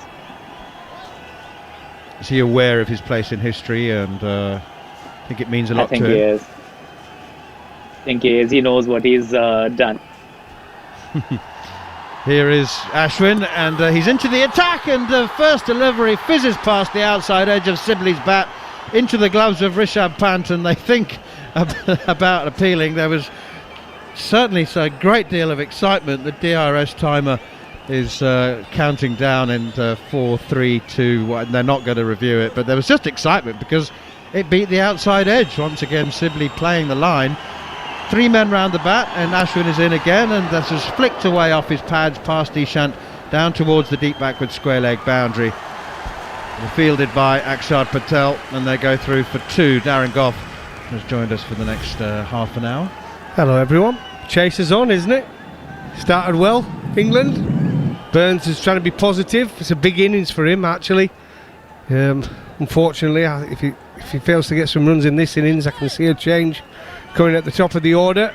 And again, Dan Lawrence, when he gets his opportunity, he's going to be positive. Here is Ashwin. Forward comes Sibley. Do you, if somebody, would you be interested in odds or chances of Ashwin taking 10 for in the match to add to his 100? He's already got 5. I would say there's a very good chance of him getting 10 for. Very good chance.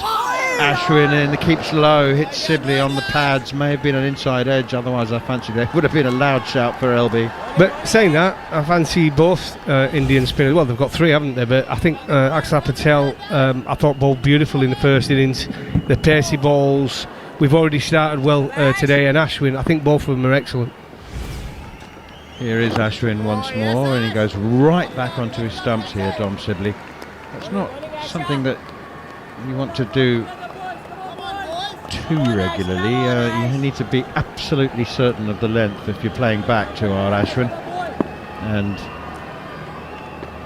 he manages to keep it out defensively, and this time again plays back and off the back foot pushes it straight back to the bowler. 4 overs gone, England 8 without loss.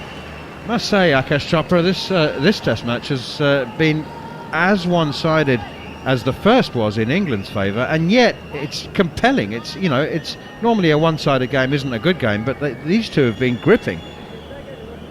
They have been actually, and it speaks volumes about the quality of these two sides. England came to India well prepared, won an important toss, and then just capitalised on it. Joe Root was exceptional. Was ably supported by Ben Stokes, and then Sibley first and then Ben Stokes. They bowled well, dismissed India and dismissed them twice. So it was phenomenal. But then in this game, the shoe is in the other foot. You win the toss, but then you also bat well. Rohit Sharma, then Ashwin again with Virat Kohli. So you're absolutely right. They're 2 absolutely different test matches, chalk and cheese with regards to how they've been played. In a very different tempo as well. We are in the last session of the 3rd day, and we pretty much know the result. The first test match wasn't like that, but they've both been very, very gripping test matches. Good days for actually test cricket all around.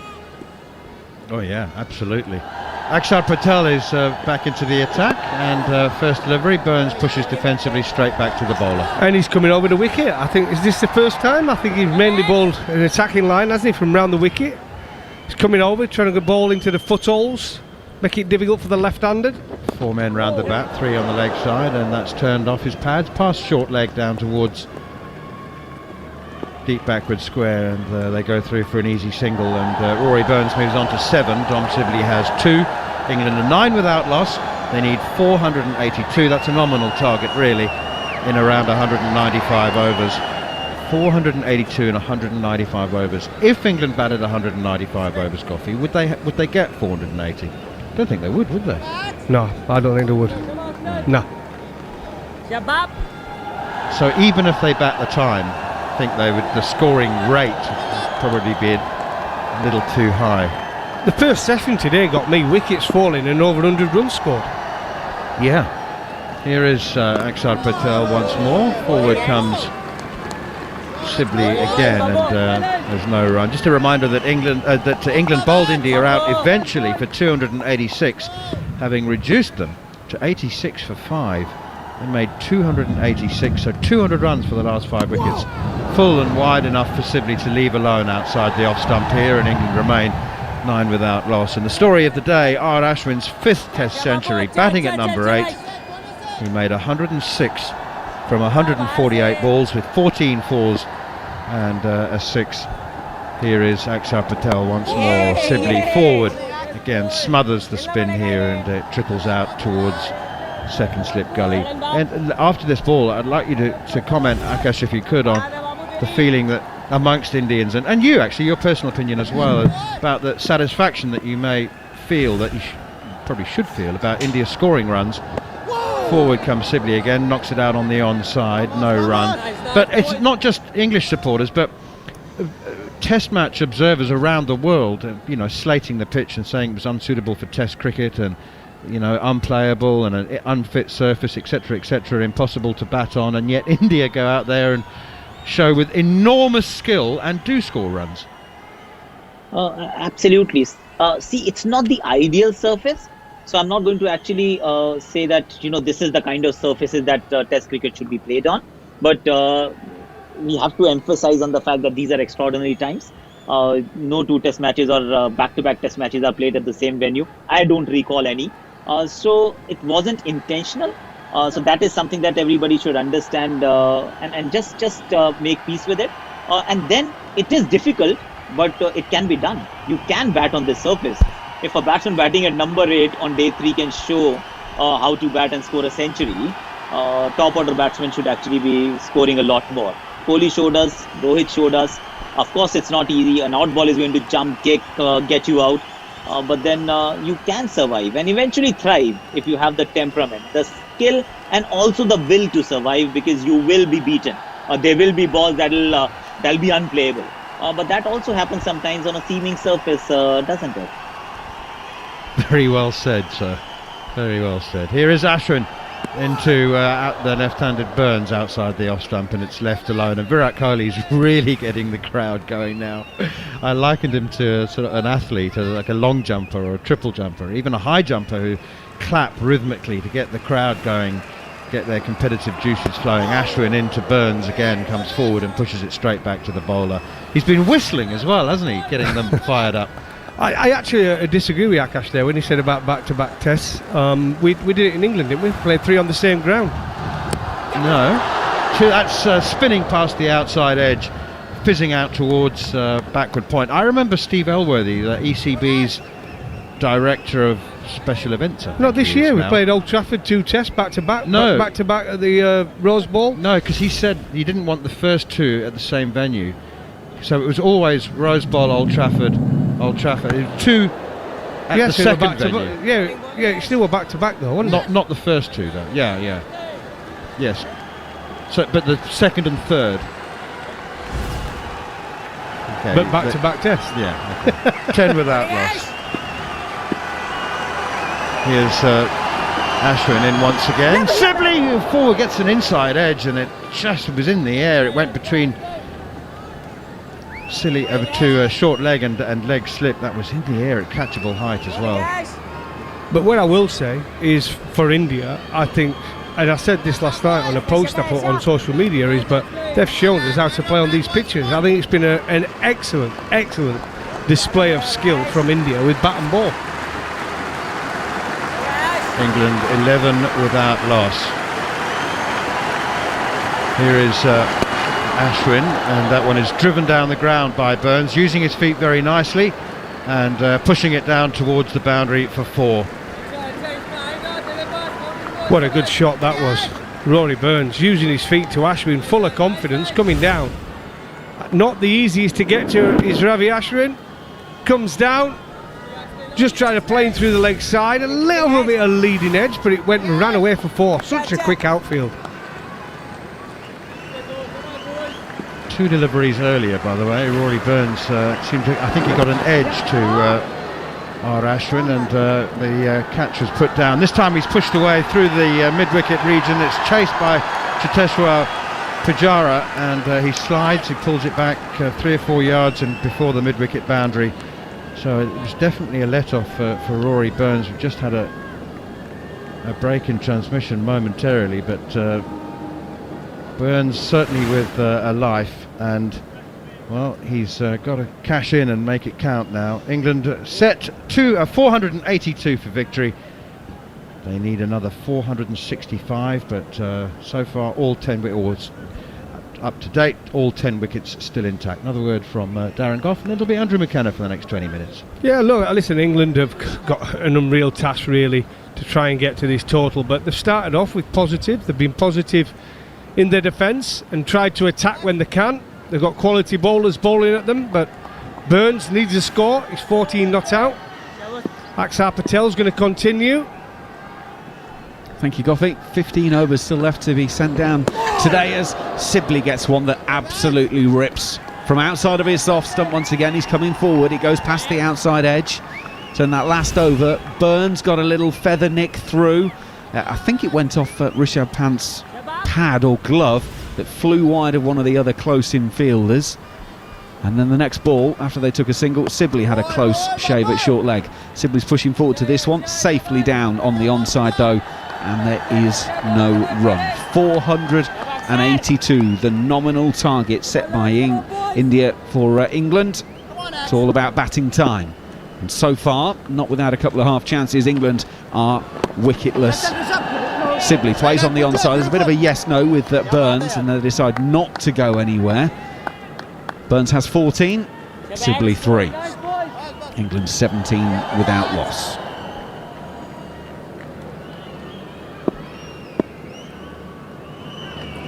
Sibley waits as Axar Patel comes in, left arm around the wicket once again, and he's just playing quietly forward, out on the onside, and there's no run, and this is the very definition of Dom Sibley's game.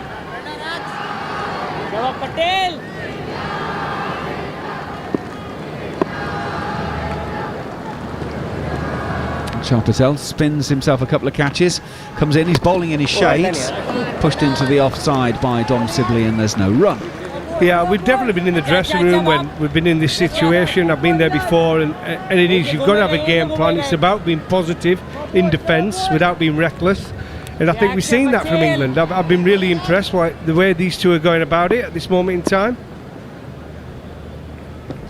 Sibley waits, Axar comes in, and that one's straighter. He has to play at that one, and he's pushing back down to the bowler to end the over. 7 overs gone, England 17 without loss here on Talk Sports 2. Akash is still with us. Akash, obviously there's still 14 overs left in the day's play. From an Indian point of view, what would be a good return for them? Because obviously the expectation is they go on and win. So what will they be wanting by the end of the day in terms in the wicket column? I think they'll be happy with 2 wickets. 1 or 2 should be enough. Because you also know and realize that while the ball is new is when you can inflict damage. Of course, you'll get another bite at this relatively new cherry tomorrow morning. And that will be another window of opportunity, because I do also believe that every time there is a break, it presents itself with a wicket-taking opportunity. So 2 should be enough. Rory Burns will face Ashwin, first ball of the new over. He's straight back down the pitch, pushing to the bowler, and no run, Goffey. Well, definitely the start of play, isn't it? I mean, last 2 days, start of play, wickets have tumbled left, right and centre. Ashwin around the wicket. Burns gets the sweep out. He's got the under edge on that one, not the good part of the wood of the bat, and it's going to be fielded by Pujara at short, fine leg. Let's turn around the question we just asked Akash, Goffey. From an England point of view, what's a good return by close? I mean, look, obviously we'd all want it to be 0. Is there a chance of it being no wickets down at the end of play as Burns pushes back towards Ashwin? Well, I think it has to be 0, doesn't it? Otherwise, it's a bad day. It's a bad result. I think England, to give themselves confidence and give themselves a little bit of belief. Ashwin around the wicket. Burns uses his feet, comes to meet it. He's just pushing it back to the bowler, and no run though. Yep, they have to get through to close the play without losing a wicket, realistically. Be difficult, but it can be done. Well, we've seen it throughout today that if you get in, you are then difficult to get out. You've got to get through that opening period of time and get yourself settled. Ashwin is in. That's an absolute ripper to Rory Burns. Rory Burns has just managed to pull the bat inside the line of that one, and bails out so he doesn't play a shot, and he'll be very glad that he did as it goes through to Pant. But there's always going to be one of those deliveries. You've got to have a lot of luck. Ashwin into Burns. Burns pushing to point and no run. And play with a lot of skill. So if your name's on one where you just go back, it comes and catches the glove, or you go forward, it bounces and you glove it or back pad. Can you do anything about it? Probably not, but you can play to the technique. You've got your game plan, and you just hope it's not got your name on it, and that's what it comes down to in the end. You can only do your best. The consistency from Ashwin in that over was incredible. He sent down 6 deliveries, 3 of them at 88 kilometres an hour, 1 at 89 and 2 at 90. Well, that's what I mean, natural variation. That's what he's got. That's why he's got the wickets he's got, especially in India as well. All around the world this guy gets them. Axar Patel is in, left arm around, Sibley coming forward, a hit quite high up on the bat. The fielder at short gully thought they might have a little bit of a sniff there, but nothing on that occasion as it lands short. But what's impressed me about Axar Patel is the pace he bowls at. Left arm around, it's hurried on, it's hit Sibley bang in front, up goes the finger. We're talking about England getting through to the end of the day with a clean sheet. No. Well, Sibley's going to walk down and have a word with Burns about reviewing this one. Don't waste it. That's out unless he's nicked it. Yeah, he's off. Sibley turns round, walks off, does not make the T signal. He's unstrapping the Velcro on his gloves, and Dom Sibley will walk off. 3 from 25 deliveries, but more significantly, India have their breakthrough. England are 17 for 1. Well, that's what we're just talking about. The pace in which Axar Patel bowls it. Very direct, as Gareth Barry would say, and he was only hitting one thing, wasn't it? Middle stump. Absolutely dead. Well bowled, got him on the back foot. Well deserved wicket. He started the evening well as Axar Patel, and it's a big wicket for India. England now 17 for 1 here on TalkSport. Akash, you're still staying with 2 now. You've got the breakthrough, and you've got the man who likes batting in a long time out. I know. So, yes, let me get greedy then, because we do have about 38 minutes of play. 2 I would still be happy with, but if India can get another one, maybe 3, get Root in, and then get Root out, if that is the case, then this test match will finish very quickly. So, yes, if I were to be a little greedy, 3, if I have to be just honest with my feelings, I'm okay with 2. It's all right. You're open. We'll take 2 this evening, Akash. That's absolutely fine. So Dan Lawrence comes to the middle.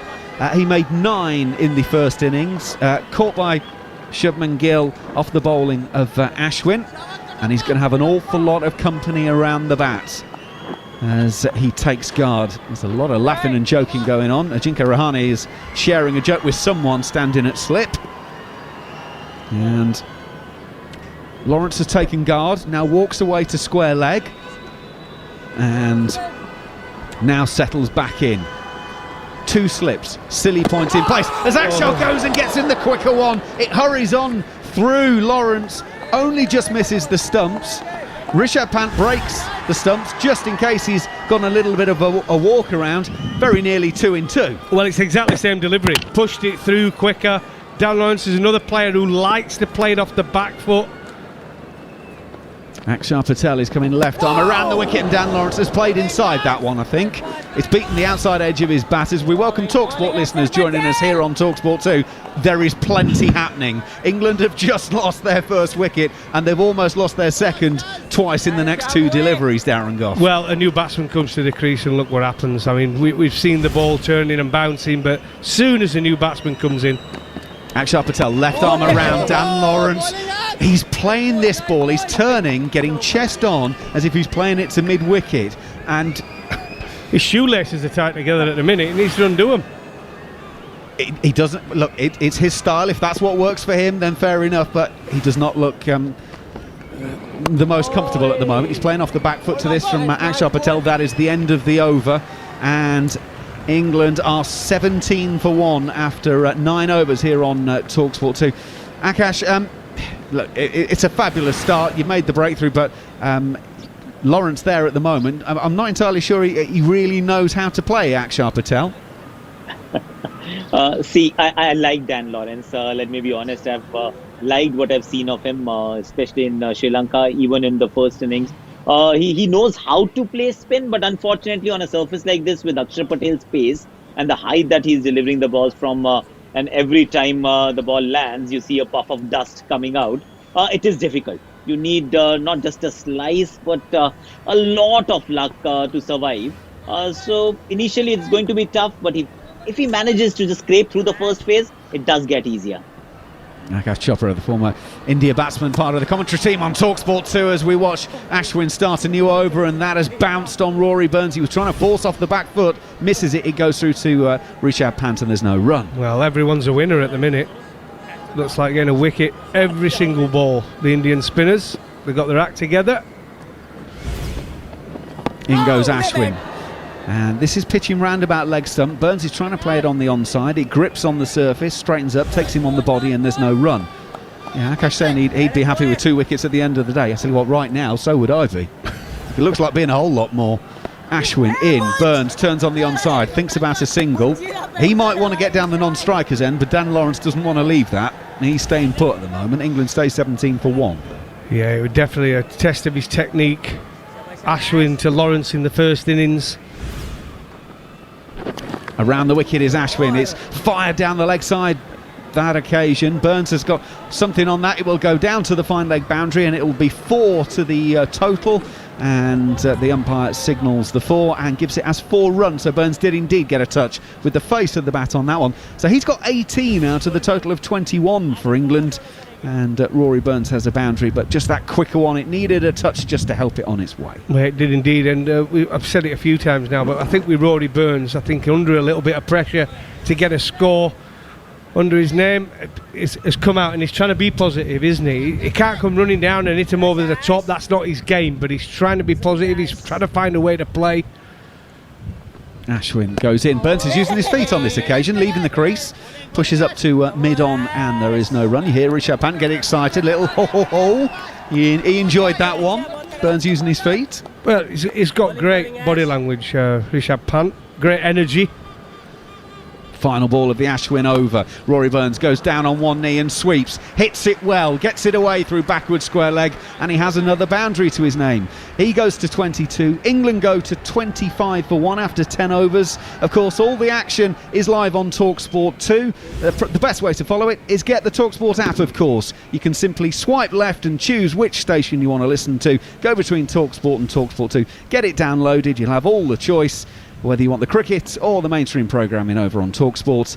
England 25 for 1 at the moment, chasing a theoretical 482. Just on the quiet marker, that sweep shot from the last ball of the last over from Rory Burns was textbook. Absolutely fantastic. Burns is playing with some confidence. Now Dan Lawrence is coming down the pitch to the first ball of the new over from Akshar, and he's clipped it over the leg side, and it will run away for 4. Well, he's decided he's not going to stay at home and have problems. Straight away, new over down the pitch. Use your feet, get to it, hit it for 4. Well, that's a big shot. Using his feet, getting down there and just flicking it through mid-wicket against the spin. It's a confident shot from a young man. Pujara for a moment thought he was going to get the easiest catch at mid-wicket, and absolutely fair raced past him. There's 3 around the bat. Slip, gully and silly point for the spinner. Then also a short man on the drive at extra cover. Lawrence is pushing forward, and it will be fielded at short extra cover on this occasion, and there is no run. England 29 for 1. Lawrence has 4.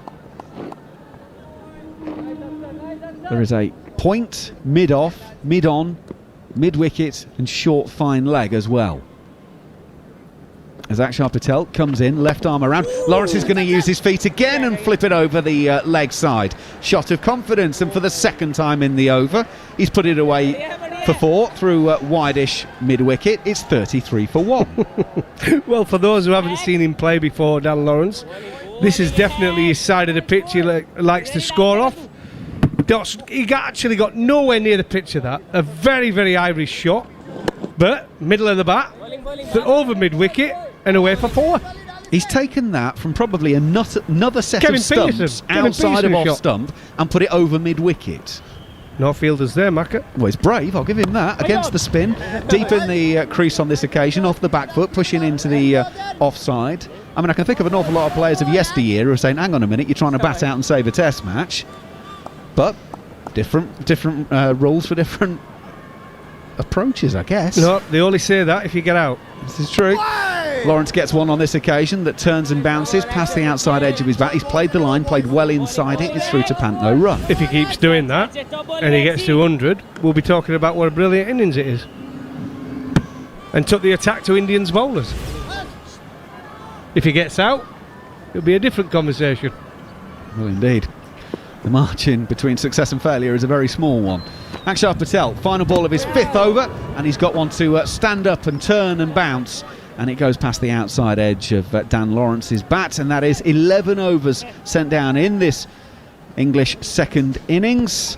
They've had 11, as I say. There's 9 still to go in the day, so that's 20 overs plus 180 more of 2 lots of 90 overs. So it's basically 200 overs for England to bat out to save this game. Let's just leave that at good luck. It's 33 for 1 at the moment. Just finally from me, Macca, I mean, I think when it comes down to a young batsman for your first tour, to be going to Sri Lanka and India, it's a real test of your technique. It's finished quite a few players off in the past. So if you can get through this with some runs on the board and some confidence, he'll have a good future in the game, especially playing for England, Dan Lawrence. He said, but it's a huge test of his technique. Touring India. Ashwin in, has bowled an absolute beauty. Pitched leg and gone over the top of off stump, and Rory Burns simply adjusts his helmet and his gloves and says, too good for me on that occasion. Wow, what a delivery that was, as Gareth Batty and Matt Pryor move in. Oh, blimey, that's a seed of doom. Drifted into middle and leg stump, spun, bounced over, off stump, wow. Ashwin goes in again. That's off the middle of the bat, pushed up towards mid-on. Burns thinks of a single, Lawrence says no, and they stay at home 33 for 1. It is every ball an event at the moment, as it was always likely to be. Ashwin goes in, slightly short of a length. Burns is trying to play sort of a short arm jab at that, no real timing, it drops down at his feet, no run. Ashwin 106 off 148 deliveries. Was the final man out for India. He's now got ball in hand, down the pitch comes Burns, he hits it to mid-off. There's a bit of a fumble actually by the fielder, who's Siraj, trying to pick it up cleanly because Burns played the shot, ran for it, and if Siraj had picked that one up cleanly, it might have been close at the non-striker's end, but Burns gets home. He goes to 23, England 34 for 1. Yeah, Rory Burns skipping down the wicket. He looks to get offside of the ball and hit into the spin as a method of playing. Generally quite confident doing that. This time Ashwin calls his bluff. He gets the ball outside his eye line, so he has to hit the ball straighter, has to get it on the offside. Skims the ball a little bit, but because he's skipping down the wicket, he's already halfway down the pitch, and an easy single through to mid-off for him. He becomes the second player of the day, though, to drop his bat while trying to ground it. Pujara did it earlier today and got run out. Burns, by that point, was home. On this occasion, Lawrence comes down the pitch to Ashwin, uses his pad to kick away on the onside, and there is no run. Pujara, you will be seeing that on the highlights for an awful lot of time to come, and on social media. It was a bizarre run out, England's first wicket of the day. Got himself in a tangle and was run out from short leg as he dropped the bat and couldn't get his foot over the line in time to be safe. Ashwin goes in, turns down the leg side out of the footholes. Now, if that's not touched anything, that will be byes. Pant has dived away to the left-hand side, and all eyes go to the umpire. That is given as 4 byes. That is an incredible delivery that's turned and bounced, and keeper Rishabh Pant had absolutely no price of stopping that, Matt Pryor. Byes. Good luck, keeper. Good luck.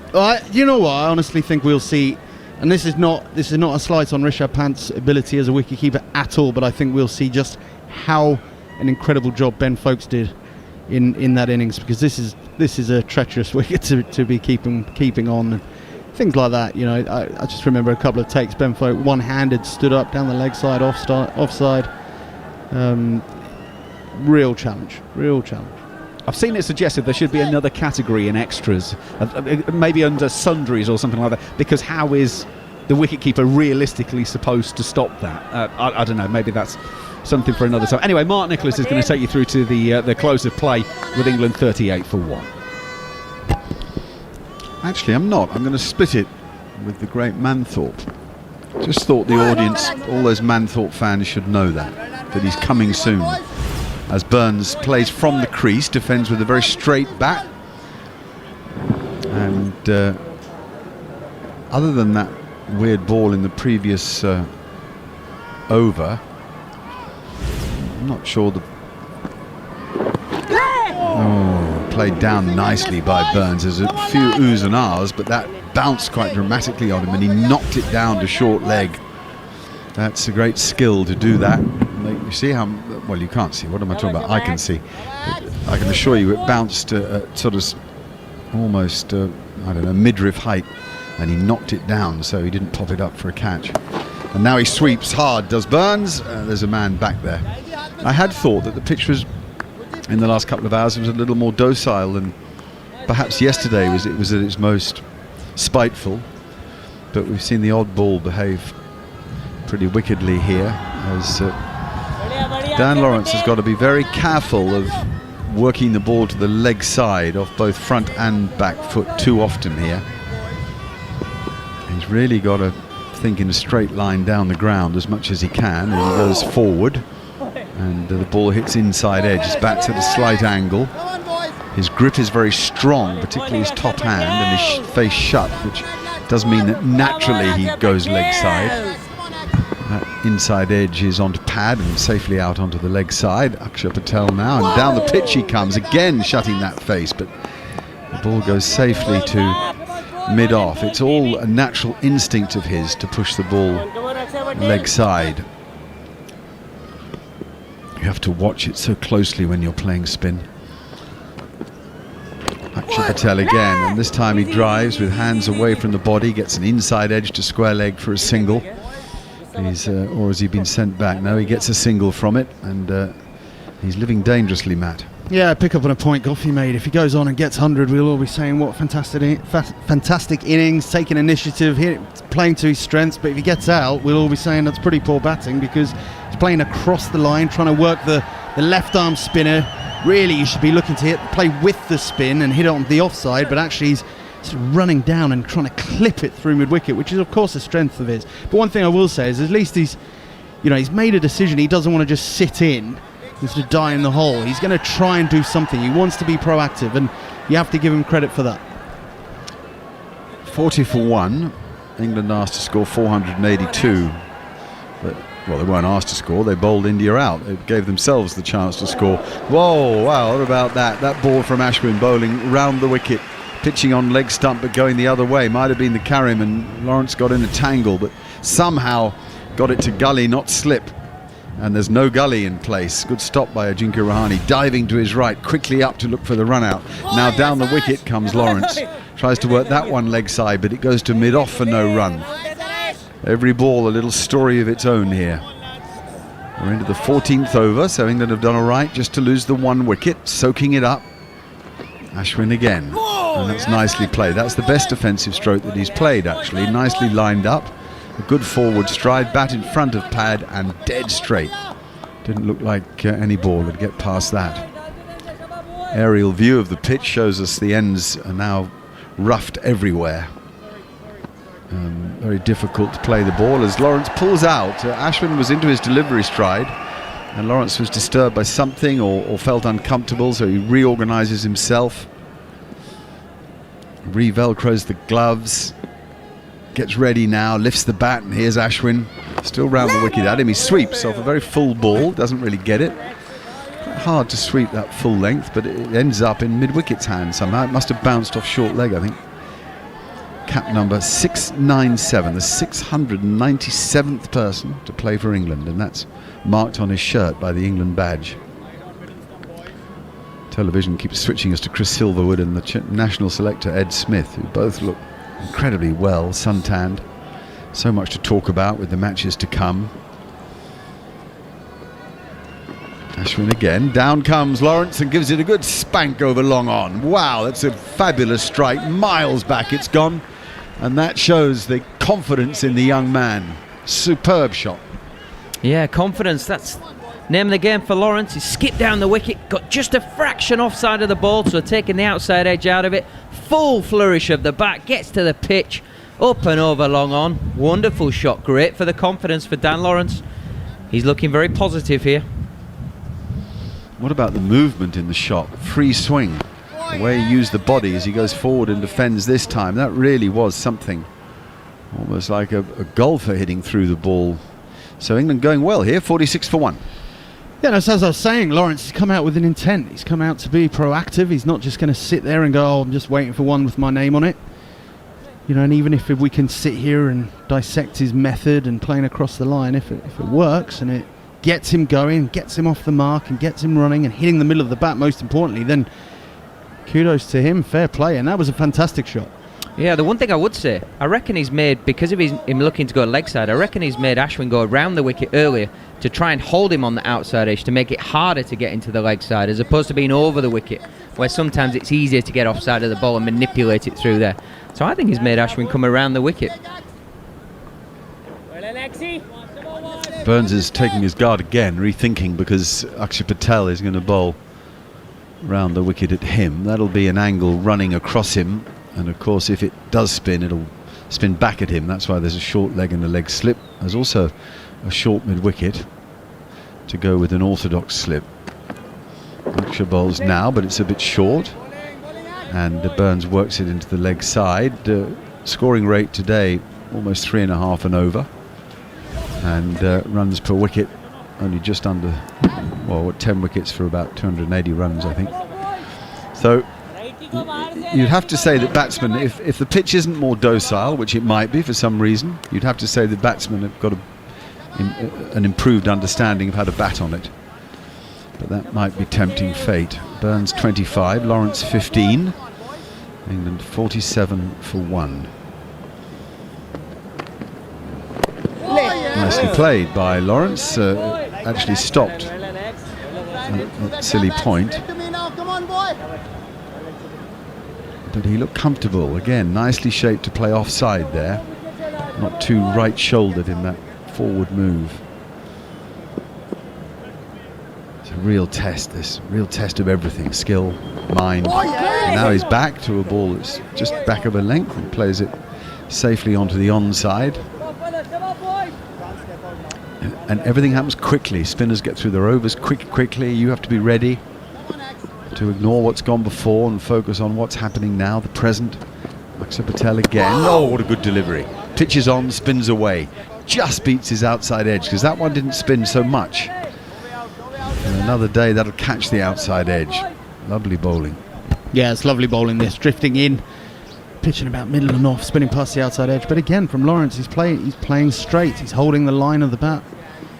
Basically saying, well, if you spin it past my outside edge, well bowled. Yeah, you need a bit of luck, sure, to survive on these pitches. And now he plays forward and gets an inside edge to a ball angled into him that didn't spin, and it rolls out onto the leg side for a single. The shadows lengthen a little across the Chidambaram Stadium here in Chennai, the old Chepauk, as we come towards the close of play today, though there's a bit of time left in the day's play. We've got a minimum of, it'll be 6 overs after this one. England's target was 482, never achieved before it. Now 442 remain. How long can they bat in defiance of India's push for victory? Could they bat all tomorrow as Burns goes back and works it leg side? Certainly on the showing of what we've seen here at the moment, after 15 overs, 48 for 1. England have the talent to bat for a day. India have done it in their second innings, albeit against a slightly less impressive spin attack. What do you think? Go on, Jared. Just been looking at Dan Lawrence versus spin. So in first class cricket in England, he averages 50 versus spin. At Chelmsford, he only faces spin 25% of the time. Just to compare that to this pitch, it's 58% of the time on a normal occasion here, and about 98% probably from here on in. And he basically scores flicking the ball 10% of the time and driving 40% of the time. So we've seen his 2 most productive shots already, but this is just a whole other level of challenge for him. Ashwin is back over the wicket to Lawrence, and he spins one into his pad, but it doesn't ricochet anywhere dangerously. I suppose the question I'd ask about that is, how much, here's Ashwin again, back goes Lawrence defending, how much time he spent in the nets against Stephen Harmer, who's been an excellent off-spinner for Essex for a while now, and whether he's practiced on some dusty pitches and that's helped him.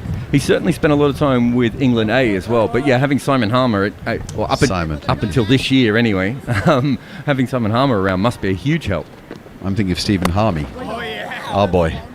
Simon Harmer, the South African, who now of course can't play for Essex with the change in the Kolpak rules. I don't think he'll be with Essex next summer. 48 for 1 here. Ashwin, England's tormentor in this match. He and Rohit Sharma, nice battle for the man of the match award, particularly if Ashwin picks up wickets in this innings. He bowls now, and down the pitch comes Lawrence and really plays that nicely. Gets in the right position to push it to long on for a single. He moves to 17 and Burns has 25. I think, having talked to the England camp, that they've been earmarking Lawrence for these series for a long time. They really do believe he's the best young batsman of spin in English cricket. Another outside edge, Ash. इसको जोर से डाल, Ash. Time मत देना, आगे पीछे का.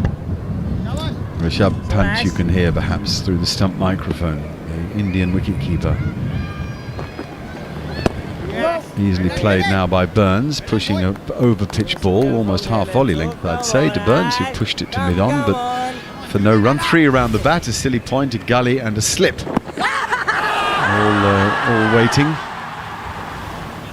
just in case there's a mistake by Rory Burns, the Surrey captain, who's going well here like he did in the first innings of the first test, and that's out. Caught at slip, would you believe it? Because he shut the face on the ball, tried to turn it to mid-wicket, the leading edge, and it's good sharp catch flying at head height, and that's the end for Burns. Yeah, we've seen how to play on this pitch, and one of the features of anyone that's had success is how straight they've played and how straight they've kept the bat face throughout the shot. Not to be this time for Burns. It is full, it is heading towards leg side, but he turns the face. It's the fatal error, is just trying to turn it into mid-wicket, turn it into the leg side against the spin again. So yes, the ball's turned, yes, the ball's bounced, but you have to say that's batsman error of coming out of the game plan. And I imagine as Burns walks off, he'll be saying, why did I try and work it? He'd been playing so nicely up until then, keeping the bat face straight. But he has to go for 25. England now 49 for 2 here on TalkSport 2. Yeah, we'll let Gareth have a word about his mate Rory Burns, who sadly is out as Jack Leach makes his way to the middle as night watchman, and then all you Manthorpe fans, get ready. Yeah, I mean, it's okay to hit into the spin, so turn the face into the bat, but you've got to play it right underneath yourself. Particularly with all this rough, you can see how much rough there is. So hitting out in front of yourself, that's when you get the leading edge. That's when you get out like ultimately has happened there for Rory Burns. If you play it underneath your eyes, you stun the bat a bit more. The face is a fraction more open, and then you can close your hands on it. But you've got to try and hit it underneath. But it's just because there's so much rough, so full now. It's almost like the front foot line for where the fast bowlers have been bowling. It's just puff of dust and standing up.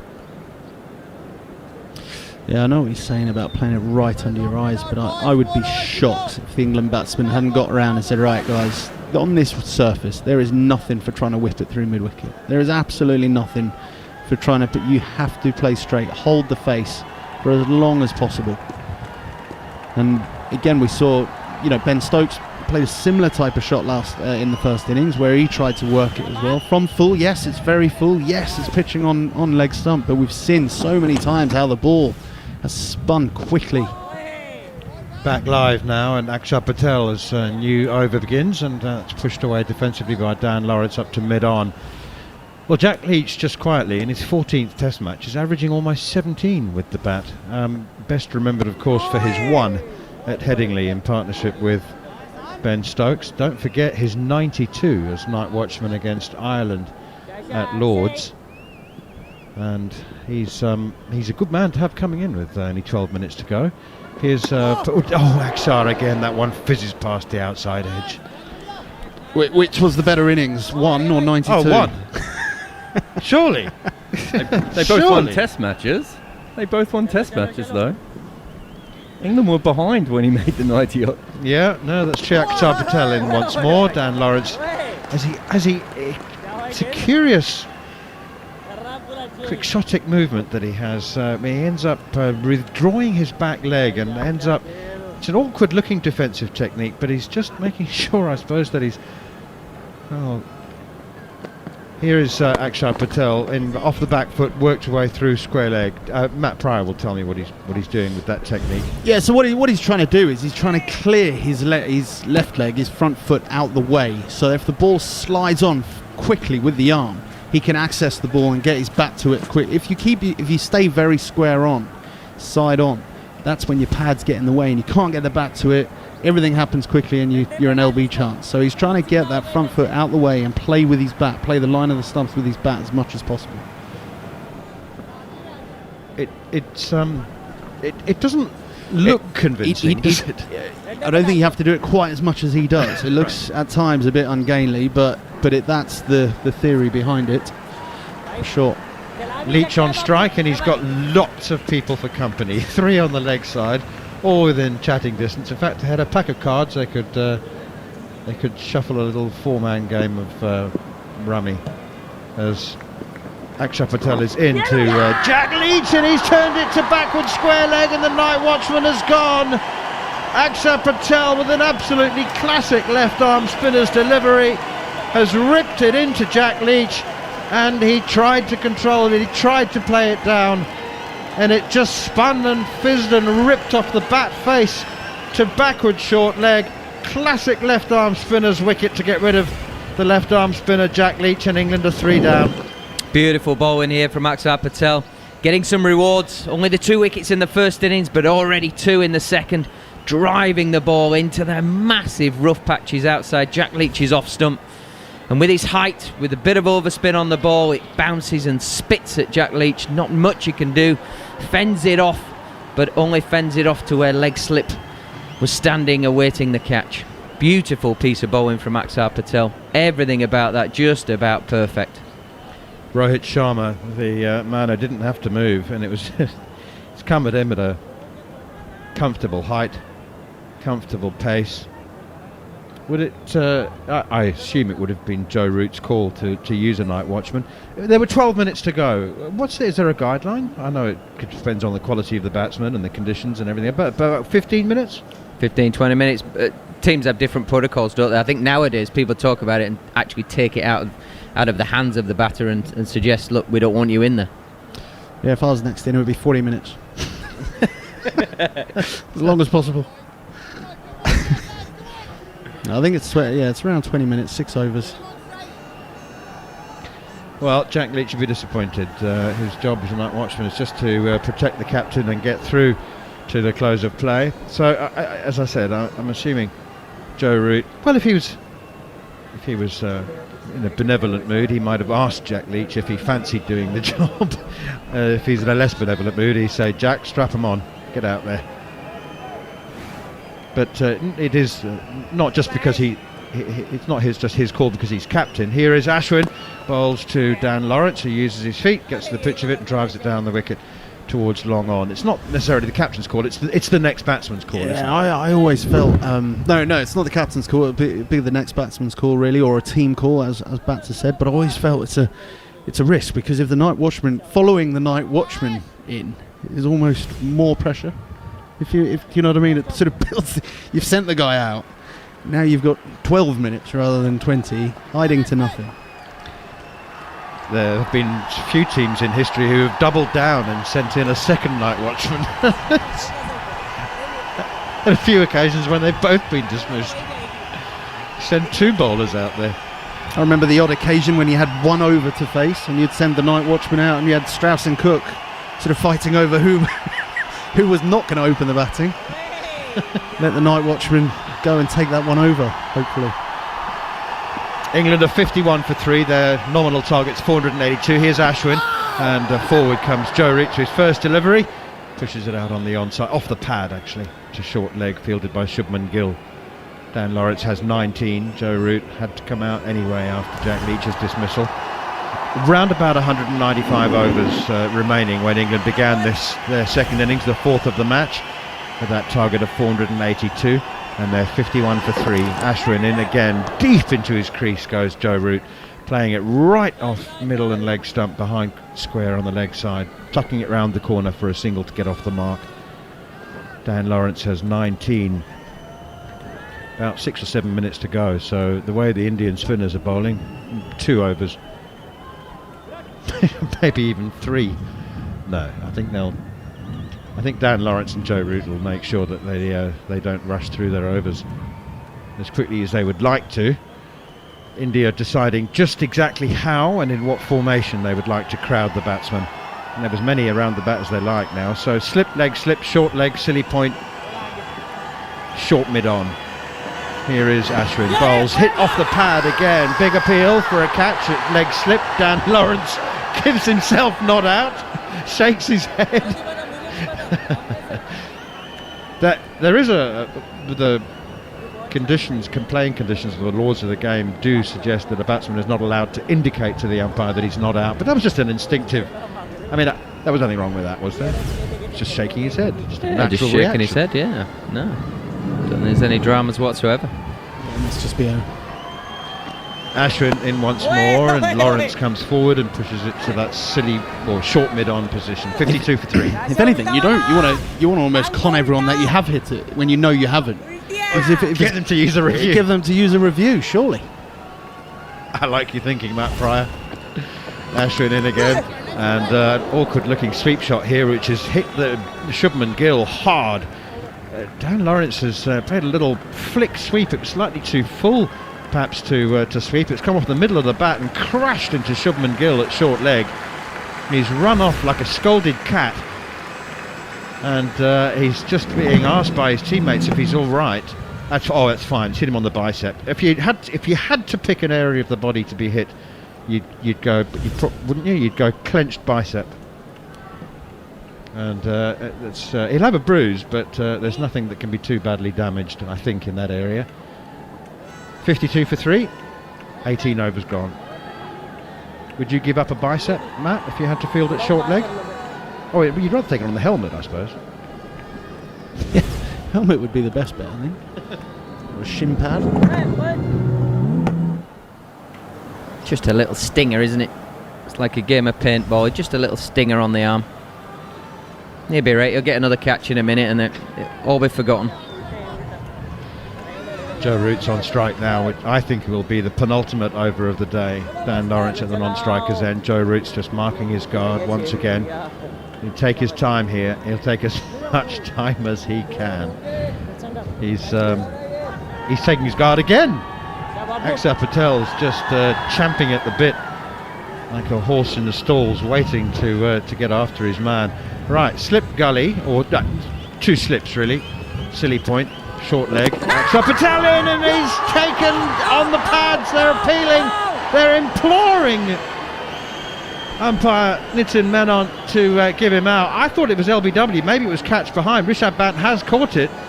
Well, they might be having a double dip here. Are they going for both? I'm with you. I thought if it's not LBW, it's caught. Rishabh Pant has held on to it. There's a little inside edge onto the pad, but now I'm wondering if it's just missed everything. I thought it was LB, but like I said, teams have now become used to having a... If it's not caught, it's LBW. What do you think, Gareth Batty? Yeah, I'm with you. First impression was it's pretty in line, back pad. Oh, is the impact outside the line? I'll tell you what, that doesn't look good at all. Keep rolling. That does not look good at all. Oh, it's actually, I think that's clipped the stump. Give me ultras to double check. You know what? Close, yeah. If it's not, if he's hit it, he's caught, and if he hasn't hit it, he's LB. Keep rolling. He hasn't brought the bat down in time. Okay, it's hit the pad. Yeah, it touches the pad. And I think it's probably going to be hitting two-thirds of the way up off stump. This does not look good at all. India didn't go for the review immediately. This is the voice of umpire Anil Chowdhury, the third umpire you can hear. Ball tracking. Oh. Yeah, impact umpire's call.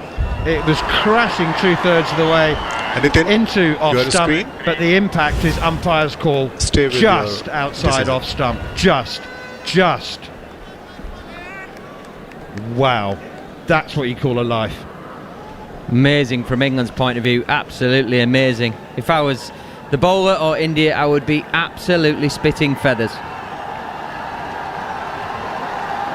Virat Kohli is now in discussion with umpire Virender Sharma. He now walks off, shaking his head. What does he expect to achieve? Maybe he's just seeking clarity, because he can't get the umpire to overturn it. It's a third umpire decision. Wowee, that is such a let-off for Joe Root. honestly, he's misjudged the length and the pace, and he's played back to a ball that was smashing into his off stump. He's actually hit probably behind the popping crease as well.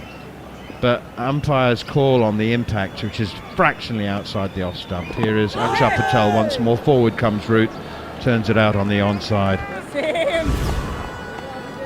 His pulse, his heart rate must be up at 180, Joe Root now, because when that's hit him on the pad, he's thought, I'm gone.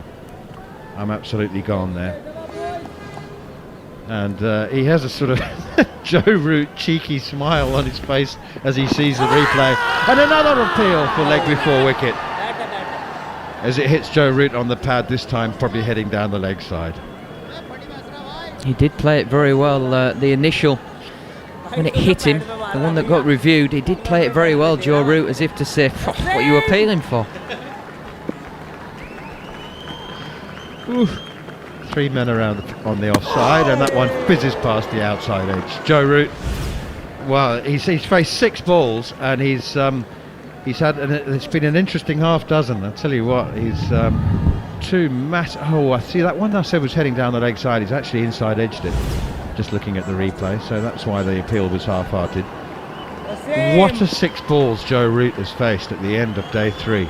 England 52 for 3. Akshar Patel in once more. Again, he plays right back onto his stumps, sets off for a single. Pujara comes in from short fine leg, picks up, throws in at the stumps, and they scampered through for a single.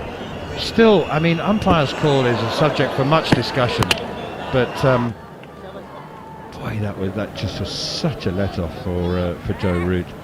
Virat still in discussion with the umpires as Akshar Patel is into completely over. The 19th of the innings pushes it square of the wicket to cover point where there is no fielder, and they go through for another single, and Dan Lawrence retains the strike that last ball.